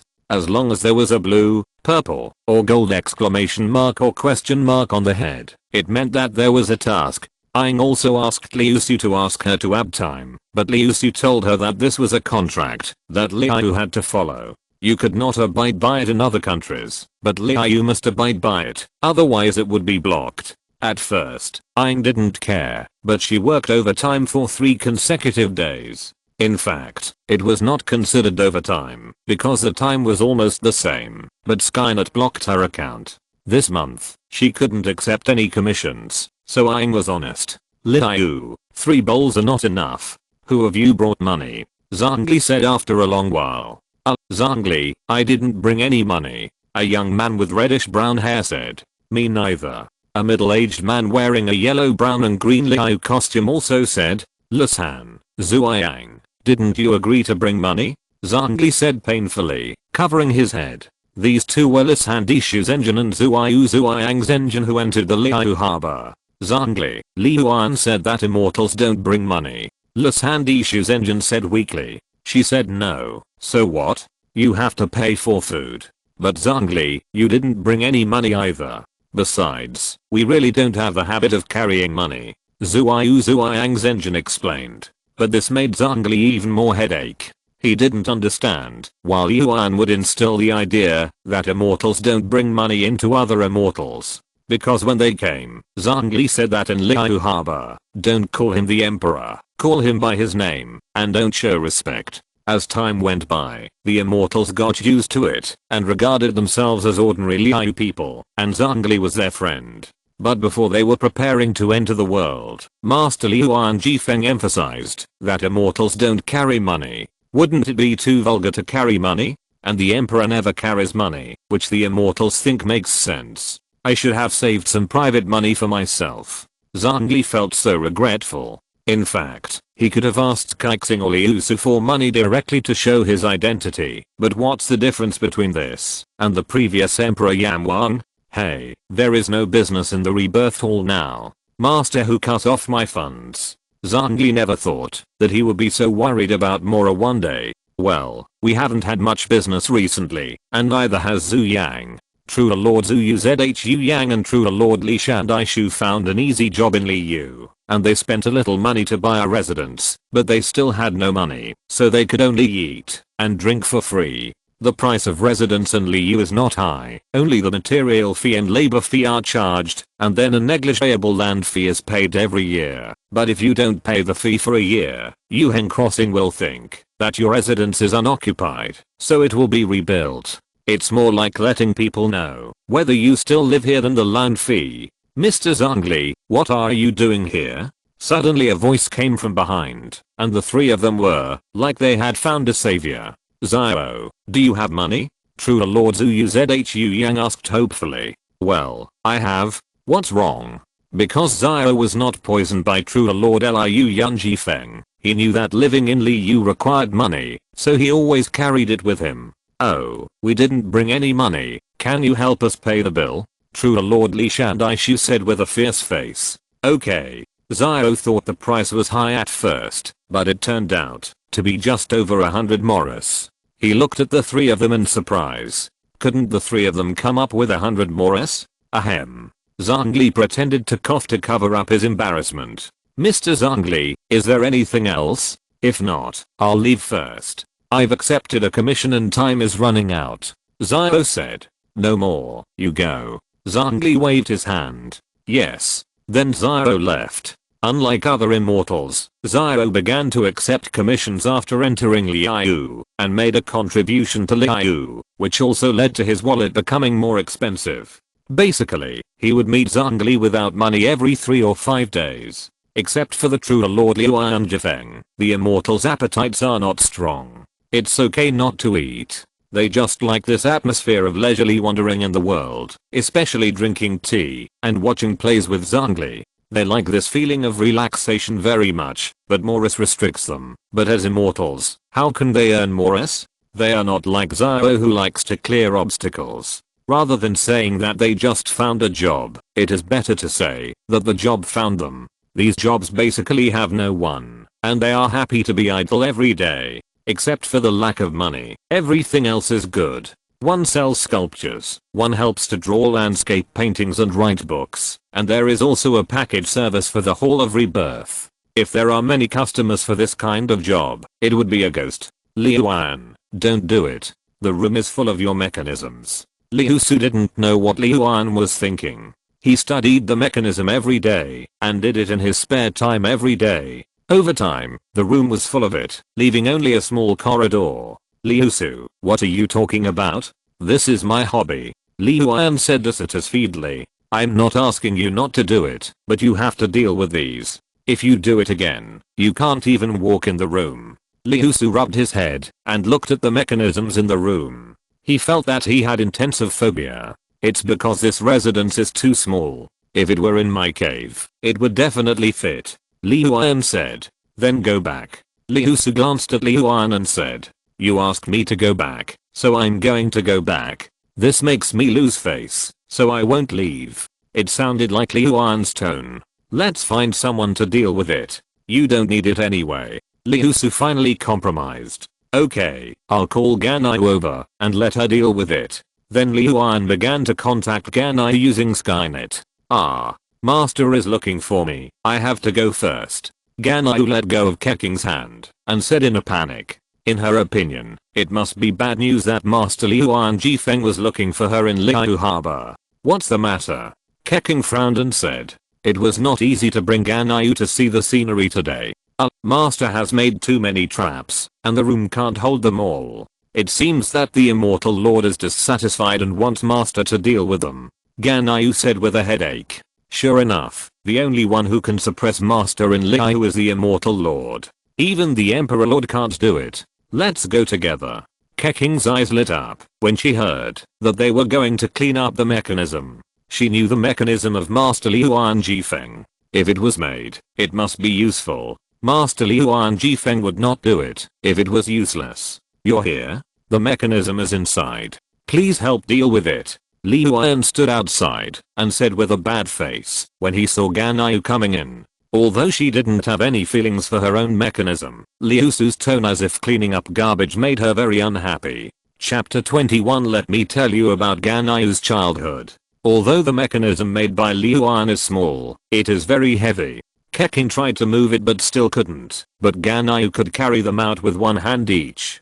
Keking, who realized that she was useless, stood aside and watched Ganai busy. Master, what should we do with these mechanisms?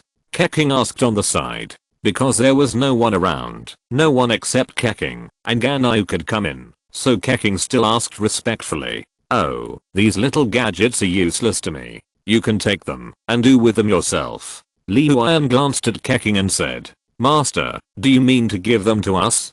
Don't you want us to help sell them?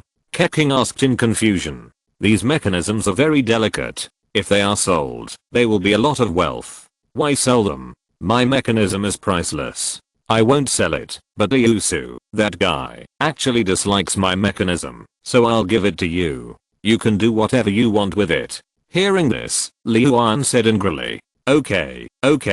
Unexpectedly, Master Liuan Jifeng directly gave these immortal mechanisms to herself and Ganai, and Keking felt very happy. Well, can you tell me something about Ganai? Keking thought for a moment and asked in a low voice. Oh. This sentence made Liuan Jifeng's eyes light up. Since you want to hear it, then I will tell you about Ganai's childhood. Keking was shocked by Liuan Jifeng's sudden interest. She thought Liuan would refuse. Let me tell you, Ganyu was completely different from now. When she was a child, she was so cute, especially her round figure and short legs. It was very difficult for her to climb Mount Aozang every time. Once, because she ate too much, she slipped when she was climbing the mountain, and then she rolled down the mountain like a ball, rolling directly to the foot of the mountain. Keking's face froze when she heard this. She wanted to laugh, but didn't dare to laugh. She could only hold it back, but she felt that Ganyu was inexplicably cute. Also, let me tell you something.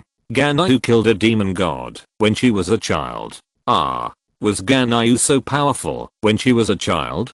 Keking's curiosity was aroused. Well, I'll have a good talk with you. Keking's curious eyes were very useful to Master Liu Jifeng. She coughed twice to moisten her throat. Ganyu was out that time and met a demon god. Because Ganyu has the blood of a unicorn, it is a fatal temptation to the demon god. Then the demon god ate Ganyu in one bite. Guess what happened? What happened then? Keking continued to make a joke. Then, because Ganyu was too fat, she got stuck in the throat of the demon beast. Because she was a unicorn, Ganyu's body was very strong, and the demon god was stuck like this, unable to swallow or spit out. When I finally felt it, the demon god's eyes were full of despair, and he committed suicide. Then when I rescued Ganyu, the little guy kept crying. Keking covered her mouth tightly to prevent herself from laughing. Master, what are you talking about? Ganyu asked curiously when she saw Keking, who was twitching with her mouth covered, and Master Liu Jifeng, who was beaming with joy. I was telling Keking about your childhood, Master Liu Jifeng said nonchalantly. But this sentence was like a bolt from the blue, petrifying Ganyu. She understood why Keking was twitching with her hands covering her mouth. She must have wanted to laugh, but couldn't help it. She couldn't show it in front of Master Liu Jifeng, so she could only hold it in. Ganyu, it's over, let's destroy it. I'm really tired. Ganyu felt that she had died socially, and even her pupils had lost their luster. Ganyu, why haven't you come in to move things for so long? What happened? Liusu came out and saw Ganyu with her eyes losing their luster. Master Liu Jifeng, who was talking excitedly, and Keking, who was covering her mouth and almost losing control. She understood what had happened at once. Liuan, what are you talking about? So happy. Liusu interrupted. Oh, you're talking about this. Keking asked me about Ganyu, so I told her about Ganyu's childhood. I didn't expect Keking to like it. After Liuan finished speaking, Liusu seemed to hear some broken sounds, and her face was red, as if there was a unicorn-shaped soul on her head that was about to leave her body. Liuan, don't say anything, come with me, she said and pulled Liuan away. Keking, Ganyu is in your hands. You can find someone to move the things inside later. Hey, I haven't finished yet, really? Liuan was pulled away by Liusu in dissatisfaction. She was just talking about the excitement. Don't say it. If you continue, Ganyu will be too embarrassed to see anyone. Liusu reminded helplessly. At the same time, Keking and Ganyu were in Liusu's residence. Keking put her expression on her face. At first, she only planned to ask Ganyu about her preferences and habits, but she didn't expect Liu Jifeng's engine to tell her these things, which made her unable to associate Ganyu with this when she was a child, because Ganyu is so gentle now. Ganyu. Keking walked over and held Ganyu's hand and shouted. Keking. Woo woo woo, I'm too embarrassed to see anyone. Ganyu turned around and threw herself into Keking's arms, sobbing. Okay, master didn't mean it. Looking at Ganyu throwing herself into her arms, Keking's body stiffened for a moment. Keking hugged Ganyu with her backhand, thanking Master Liu Jifeng for his help in her heart. Woo woo woo, I know, master talks like this, but, woo woo woo. Ganyu said that she was very uncomfortable. Doesn't she know what kind of personality Master Liu Jifeng has? She can tell everything to others, especially to acquaintances. She won't tell her things to others, but as long as Ganyu is there and another acquaintance asks, then Master Liu Jifeng will start talking. This time, she didn't pay attention. When she was moving things inside, she didn't expect Keking to ask Master Liu Jifeng about something, and it turned out to be like this. Keqing stroked Ganayu's back and comforted her. Are you feeling better now? Keqing asked as Ganayu's mood gradually stabilized. Much better, thank you, Keqing. Ganayu said after she took off Keqing's pocket watch. Her face flushed. She didn't expect that she would cry while lying in Keqing's arms. Now she felt her face burning when she thought about it. It's okay. Now help move the things of the master out. I'll call some people to help. No, I'll move them. Master doesn't like other people to enter his house. Just let them wait outside. Ganayu hurriedly refused. Although the master of Liuanjifeng was outspoken, his kindness to her was sincere. Since it was arranged by the master of Liuanjifeng, she would do it seriously. As for the character of the master of Liuanjifeng, she had to pay attention to him next time when she was around, and she couldn't let him talk about her childhood. Okay, I'll help you too. Although I'm not as strong as you, I can still move a little. Keqing held Ganayu's little hand, wiped away the tears from the corners of Ganayu's eyes, and said with a smile, yeah. Hearing Keqing's words and the smile, so close to her, Ganayu was also infected by the smile, and smiled at Keqing unconsciously. Keqing's heart skipped a beat when she was looked at like this, and a bold idea gradually emerged in her mind. Okay, master will be back soon, let's move things first. Ganayu felt a little uncomfortable with Keqing's burning gaze, and hurriedly let go of Keqing's hand, and hurried into the house. Ganayu is so cute. Keqing looked at Ganayu's back as she hurriedly left, and couldn't help thinking in her heart. Master Liuanjifeng didn't expect that this scene would happen after she told the story. If he knew, he might share this with others. Just like before, let me tell you about Ganayu and Keqing. If you're listening to this novel on a channel other than Fanfic World, it means they downloaded and uploaded it without effort. We cordially invite you to visit our channel, Mundo Fanfic Novelos. There you'll find the original version of this story and you can explore many other novels of various genres. We're waiting for you to immerse yourself in a world of incredible novels. Chapter 22: The Correct Use of the Golden Tree. After the emperor was slacking off, the thoughts of the people of Liu began to become more active. As the memories of the people of Liu continued to gather in the golden tree was also growing day by day. The golden tree has grown to this point, and the plan can be implemented. Liusu looked at the golden tree, and had a bold idea in his mind. The golden tree is equivalent to a huge server, so why not use this server to do more things? So Liusu began to summon the immortals through the Skynet. So the immortals gathered on Aozang Mountain. As for why Aozang Mountain was chosen, it was because the scenery here is good, and it is close to the golden tree. I don't know what the immortal king wants to summon us for, asked Zhenjin Zuiyu Zuiyang. Zhenjin Liuanjifeng glanced at Zhenjin Zuiyu Zuiyang and said, the immortal king must have something important to discuss when he summoned us. Liuan, aren't you talking nonsense?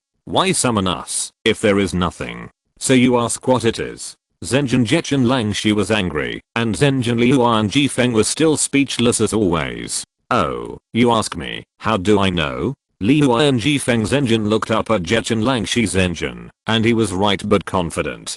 Zhechen Langshi Zhenjin's blood pressure rose when he saw Liuanjifeng Zhenjin's look, and he was about to hit him with the pot. Okay, you two stop arguing. You have been arguing for so long. Zhangli looked at the two immortals, and was really getting more and more down to earth. Humph, since the emperor has spoken, I won't argue with you. Zhechen Langshi Zhenjin said with anger. Liuanjifeng Zhenjin said disdainfully, you are talking as if you can do anything to me. Zhechen Langshi Zhenjin finally decided to ignore Liuanjifeng Zhenjin, because he couldn't talk him out of it, and he couldn't beat him. Okay, everyone, there is indeed something that needs your help, Liusu said after tidying up. What is it? Lushandishu Zhenjin said. They were just about to go to the theater, but they didn't expect to be pulled over. Not to mention that Mr. Yun sang really well. Now that the golden tree has grown to a certain extent, it can use a function. You will understand the idea of entering dreams, right?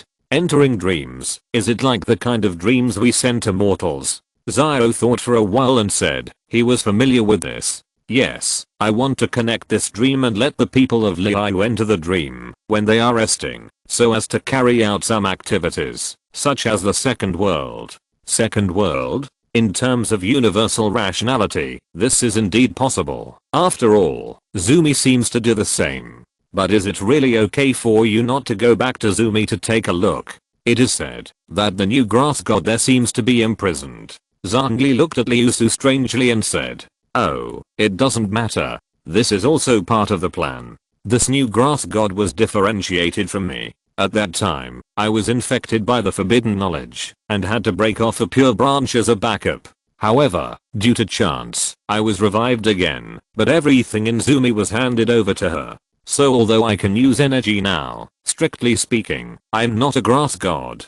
Because the great compassion tree king that Zumi still believes in has nothing to do with me." Liusu answered, and Zhongli nodded, because he really couldn't see the beliefs of other countries in Liusu, only the breath of the people of Liu. "It's good that you have a plan, but the new grass god is also quite pitiful. It hasn't been born for 500 years. Humph, why does she still protect a country that disrespects the gods? If it were me, I would leave too."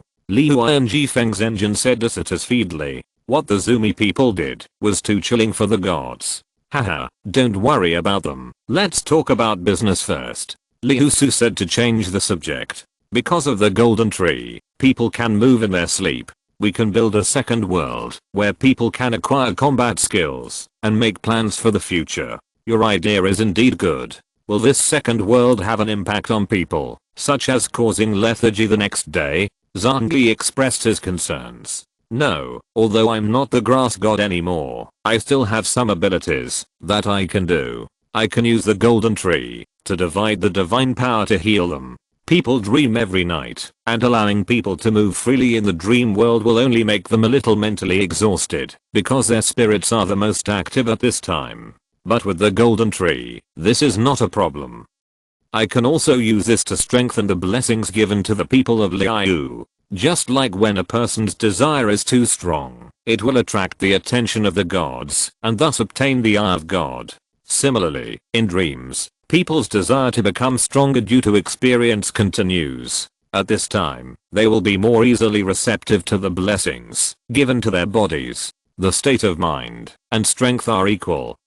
Liusu explained, and the meaning was pretty much the same as leveling up by beating monsters. By defeating monsters that you can't beat, you can gain experience points. When you have enough experience points, you can strengthen them and bless them directly to the people of Liu through Skynet. I understand what you said. This is also a good way. Since the arrival of the traveler, this world is destined to be unstable. Using this incident can enhance the overall strength of the people of Liu. It is a good decision. Zhongli understood what Liusu meant. He agreed. He didn't need to think too much about things that were beneficial to Liu. So, I need you to help me collect data. I can't collect it all by myself. I need all kinds of comprehensive physical data. For example, if you encounter a slime, you need to know its attack power, habits, and how much attack it can withstand. Skynet provides you with a reference table. However, this reference table does not have a reference item, so you need Zhongli to use your full strength to attack. I will collect the data. Oh, if you use your full strength here, it will also cause great damage to Liu. Zhongli shook his head and said, "It's okay. I will use the power of the golden tree to isolate us in a new space. You just need to use your full strength. The Aozang mountain we are in now is fake," Liusu said. "So the Aozang mountain we are in now is fake. I didn't even notice it. Is this the power of the golden tree?" Zhenjin Zuoyang said with emotion. "Haha, it's just a simulation of a new space. You can still tell by careful observation," Liusu explained. "Zhongli, you saw your strength. I have transferred the rest of us to another space again, so you can't touch us," Liusu said, touched Zhongli with his hand, and passed through his body directly. "That's great." Zhongli gathered divine power in his body, and he crossed his hands over his chest. A huge meteorite appeared in the sky. The sky is moving. The strong pressure came towards everyone. Lushandishu's engine saw the huge meteorite coming towards him and wanted to escape in a panic. With a deafening sound, the entire Aozang mountain, plus a large area around it, was destroyed, leaving a huge pit of 1,000 miles on the ground. Groundwater continued to gather in this huge pit. Depending on the passage of time, this huge pit may become a lake. Okay, the data collection is complete. Liusu nodded and transferred the immortals out. Everyone only felt that the scene changed and returned to Aozang Mountain, as if everything before was an illusion. The Emperor's power is still as terrifying as ever. True Lord Zuaiang said tremblingly. He didn't want to experience the feeling of facing Zhongli's full strength attack again. Although the attack did not fall on him, the pressure and the airwaves that came towards him were real. Chapter 23 Data Collection. Zhongli, your data has been collected. Your power is the highest value of the stream power. That is, 2 to the 31st power. Skynet will divide it into 2,147,483,648 parts according to this strength, and each point counts as 1 point of attack power. Then the data of other weapons will be collected slowly. Let's do this first. Everyone will take Skynet to collect some monsters that are difficult to observe, such as Wuxiang Lei, Gulang Lizard, and other monsters that are difficult for mortals to collect. Observe their data from all directions, and then collect it through your attacks and the power generated by their attacks on you. Let the Liu 7 stars collect other small ones. After Liusu finished speaking, the immortals nodded. This was for the sake of Liu's major event, and they couldn't be careless. In that case, I will go find the target first. Zhao was the first to get up and disappeared directly. We will also go to collect it. True Lord Zuaiang, True Lord Lisan Dishu, True Lord Jechan Langshi, and True Lord Liuan Jifeng all left together. It's a pity that I can't record the information of the other 7 gods. It's a bit uncomfortable. Liusu sighed, because she was not familiar with the other 7 gods. It's not impossible. One of them is still okay. Zhongli touched his chin and thought. Who? The drunkard wind god in Mondstadt. So it's him. This one is also okay. I will slowly collect the gods in the future. The other data that is not from Liu will be handed over to the traveler. You make sense. It is also a good choice to hand it over to the traveler. Old man, what do you want me to do? After a while, a green stream of light appeared here, and it landed and turned into the young man in green clothes and white silk. Wendy, I asked you to come here and need your help. The reward is to get you a 3-year membership of Mondstadt Winery. How about it? Old man, you are too polite. Whatever you want, I will do it for you. Wendy patted her chest and promised. It's okay. Liusu made a gesture to Zhongli in another space. Because there was no Skynet, Liusu in another space could not be seen. Because it was used at the foot of the golden tree, even Wendy did not notice it, and he and Zhongli were transferred to another space. Well, you use your full strength on me. Just attack with all your strength. If you can break my shield, I will give you another year. Zhongli said. Well, that's it? Old man, you are not in a bad mood and want to beat me up, right? Wendy said suspiciously. No, I won't attack. I will only defend and dodge. Then if I touch you, you will lose 1 month of wine. Zhongli said. Well, old man, I will start. Hearing Zhongli's reply, Wendy was relieved, because Zhongli was the god of contract, and his words were naturally true. Let the wind blow. Don't try to escape. Barbatus, you can't get another year of membership with this level of attack. Zhongli said calmly with a shield. Then I'll put more strength in it. Then Wendy began to use all kinds of moves, but how could the wind cause damage to the rock? A huge storm blew up on Mount Aozang, and under this storm, Mount Aozang was eroded by the storm and turned into sand. Finally, Wendy used all his divine power, and the powerful wind element energy bombarded Zhongli's jade shield, making the jade shield flash with strong light, as if it could be broken at any time. During this period, he was still under Zhongli's attack, constantly dodging and using all kinds of skills. No, old man, your shield is too thick. I don't want that here. Wendy was also out of breath. He couldn't beat the old man who was blessing the shield with all his strength, and finally gave up.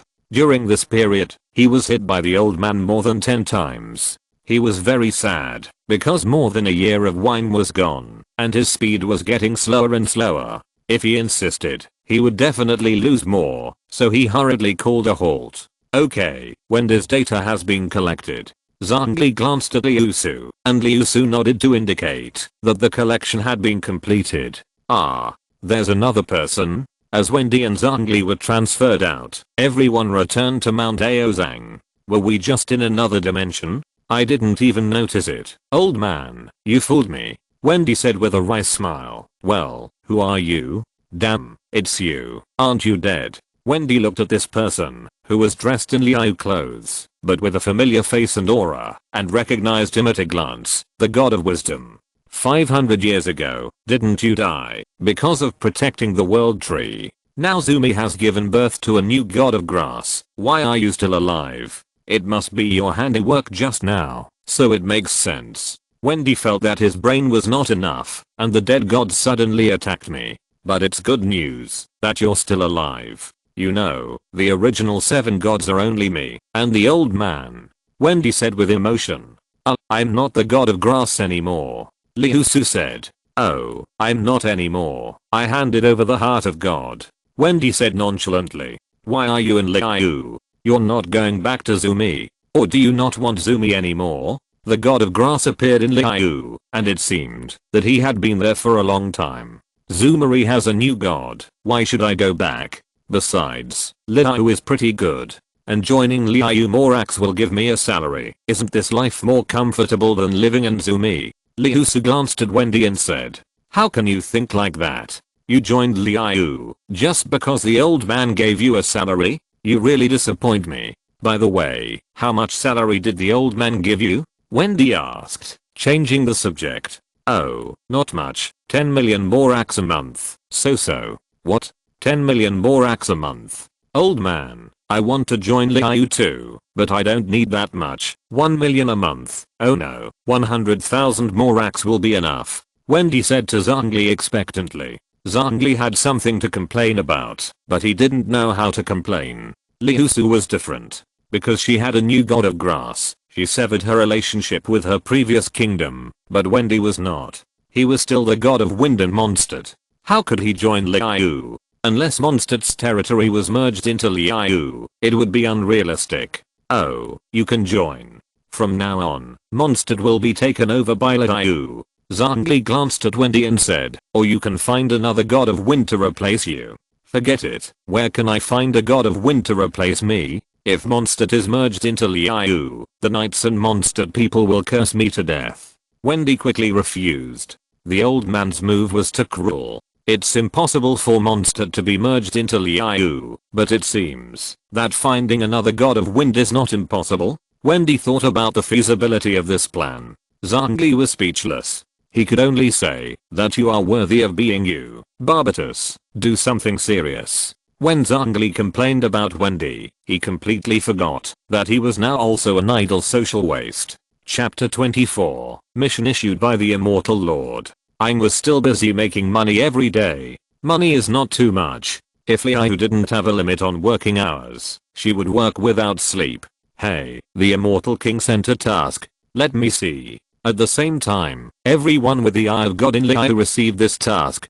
Collect data, that is, collect everything about the monsters with Skynet, and then send it to get rewards. 100,000 mora for the data of a slime. And other monsters, the higher the level, the more rewards. Aang hurriedly accepted the task. All tasks are limited. You can only accept one, and then find the corresponding monster to collect. For example, if you accept the task of observing the fire slime, then this task will be locked in the task board, and others can no longer accept it. You can only accept the next one until you complete it. If you have no movement in 2 hours, then Skynet will automatically cancel your task and it will become a state that can be accepted again. Let me take a look. Observe the attacks, defenses, and running trajectories of these creatures. Skynet will record them one by one. Then, when the completion rate reaches 100%, you can go to Yuhei Pavilion to find Ganyu to receive the reward.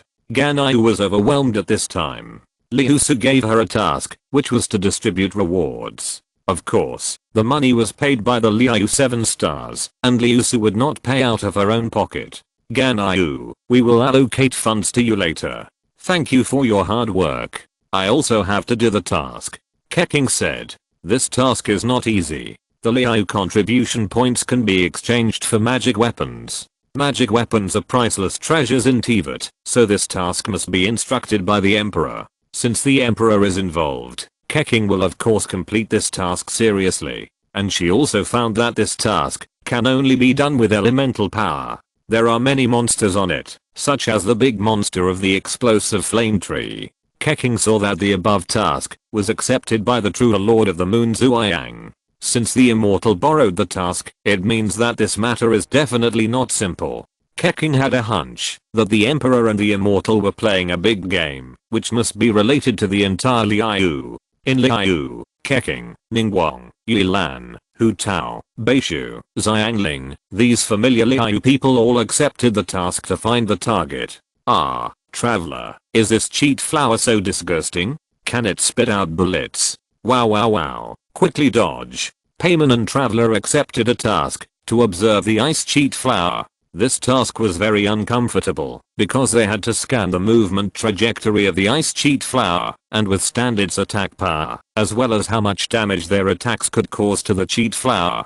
Aang found that her current maximum damage was 75-65, which was the maximum damage she could inflict now, and this cheat flower thief was painful. One was not enough, and she had to observe many. No wonder this task gave 50W Mora. It was too painful. If you do other commissions, the price is about the same, but there is an extra reward later, that is, Liu reputation and contribution points. When the reputation reaches a certain level, you can receive the rewards given by Liu. This reward is unified, but the contribution points make Aang's eyes light up.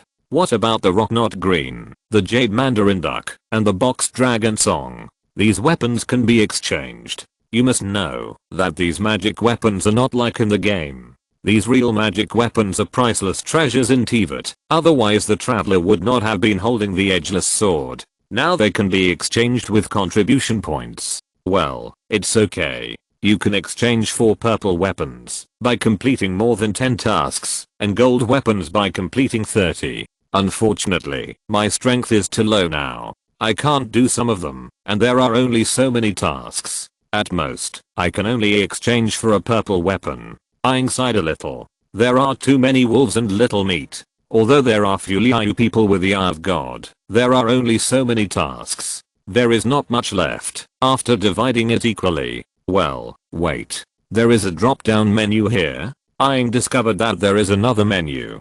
Traveler, when you see this menu, you will understand that the data is not only available in Liu, but also in Mondstadt, in Azuma, and Zumi. The new monsters found are also counted. This is also the function of your customized Skynet. Seeing the words left by Liusu, the traveler's eyes lit up. Other Liu people can only use it in Liu, but she is different. She can go to the whole Teyvat to collect it. Then those magic weapons must be obtained.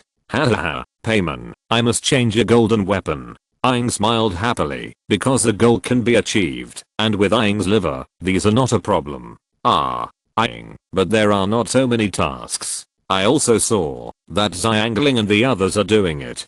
Payman's Skynet is not Aang's. Although it can be viewed, the column for accepting tasks is prohibited by Liusu. Damn it, why can't I accept the task, so that there will be one more task? Damn Liusu, you actually thought of this. Payman said dissatisfiedly. At that time, Payman secretly helped the traveler accept the task, and then Liusu found out and directly banned it, and also banned the traveler for 3 days. Hey, your mission must be completed by me. I can understand Liusu's doing this, because this kind of thing won't work in Liu. Aang was also very upset. She didn't know it at the time. She was blocked several times, and then she became honest. But the Skynet that Liusu gave me, I can also complete the mission in other countries, and there will be the same rewards. There must be golden weapons. When we finish the mission in Liu now, we will go to Mondstadt. Aang smiled happily, and even the ice cheat flower in front of her became pleasing to the eye. Ah, so that's good. These missions must be specially prepared by Liusu for you, because only you and the immortals can use Skynet outside of Liu. Payman said excitedly, and he didn't complain so much about Liusu. How's the reward? Let me see. It's very rich. It's also based on the monster's strength. One is worth hundreds of thousands of Mora, and there are also millions. We are going to get rich. Aang said happily, it's a pity that a task can only be completed once. Oh, Aang, is this a limited time task? Although I don't know. While Liusu collects the data of these monsters, once someone uploads it, Liusu will know it, and the others will be useless. But she did a good job, because if it was an open task, if everyone observes the ice prank flower at the same time, then once someone submits first, all the rest will be in vain. Yeah, Liusu is still thoughtful. Aang nodded, looked at the ice prank flower that had reached 100%, killed it with a sword, then picked up the dropped materials and said, let's go back and hand in the task.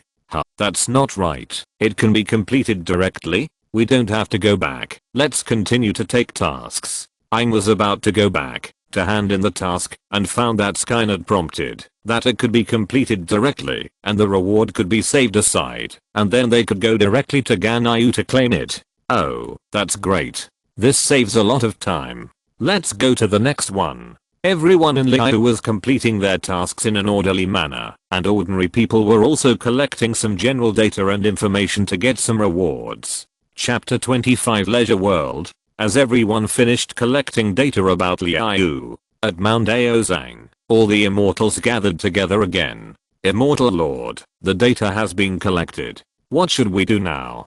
Let me do this. I will create a real leisure world. Everyone's world is independent, but they can connect to a world through Skynet Friends awareness, help each other and explore the world together. Well, a leisure type of world? Not bad. You come and make it. We will experience it after it is done, Zhongli said, touching his chin. Then Liusu immersed himself in the world and began to build the world.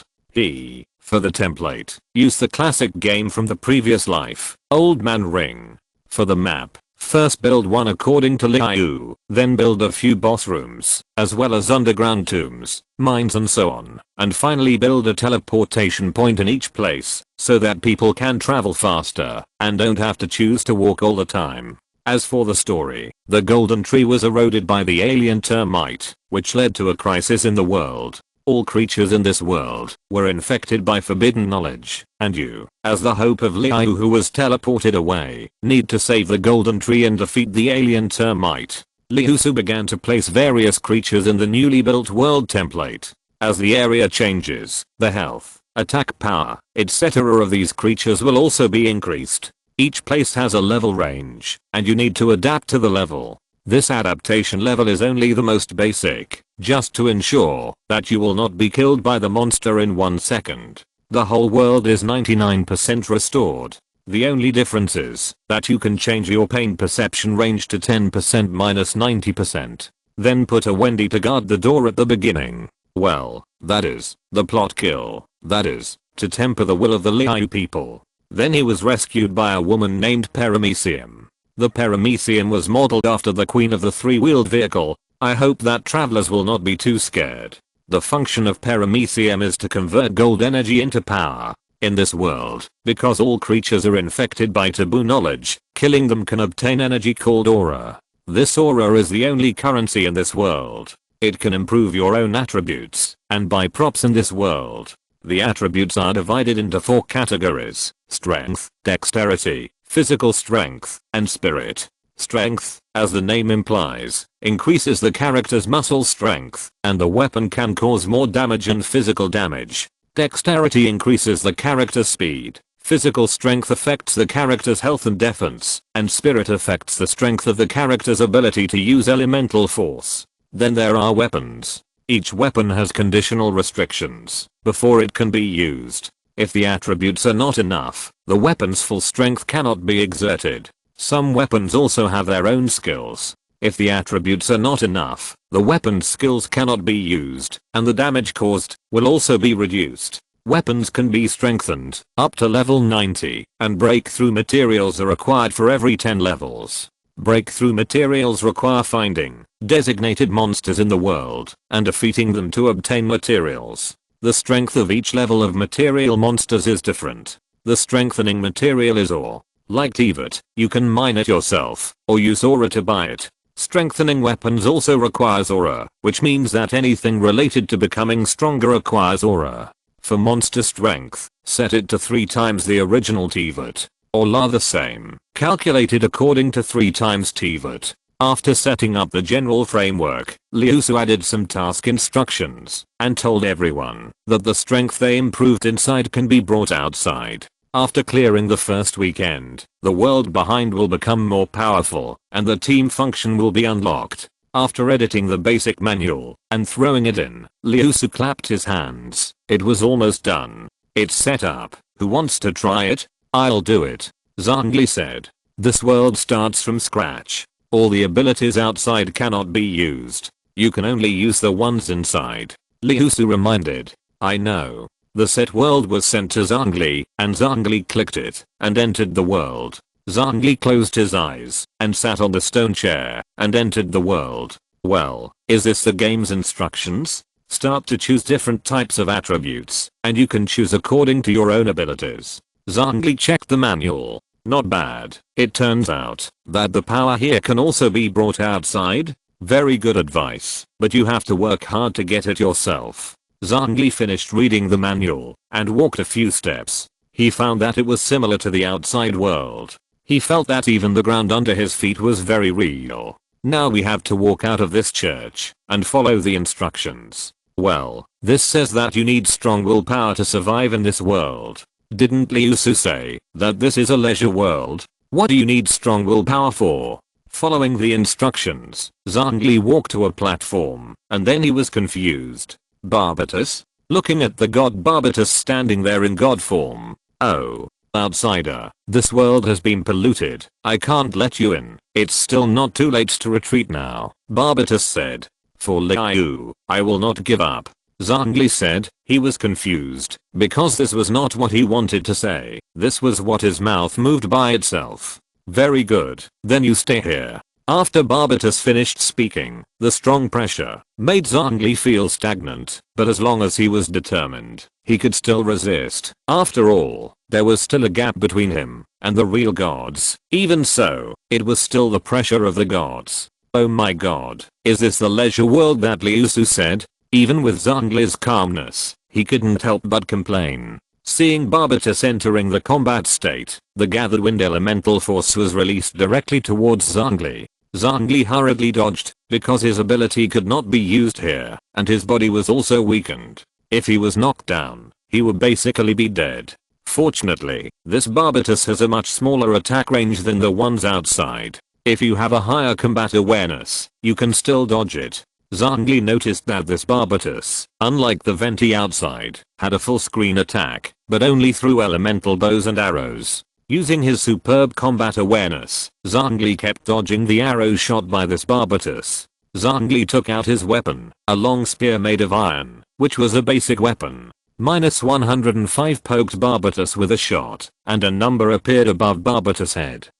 The HP is only about 3000. It only takes a maximum of 30 hits to solve it. Zhongli dodged calmly, and then found the right time to attack. He also knew that this energy would be gone after 2 hits on him. He was no longer the martial god Zhongli outside. Your actions angered me. When Barbatus lost half of his health, his attacks became more violent. Zhongli had to dodge all the time. He also found that he had a stamina bar. If he kept dodging until his stamina was gone, he would enter a state where he could not dodge. Ah, mortal, you are very good. This weapon is your reward. Then Zhongli obtained a dual gun, a purple quality weapon. I have never found Barbatus so difficult. When I go out later, I will call him over and think of a reason to beat him up.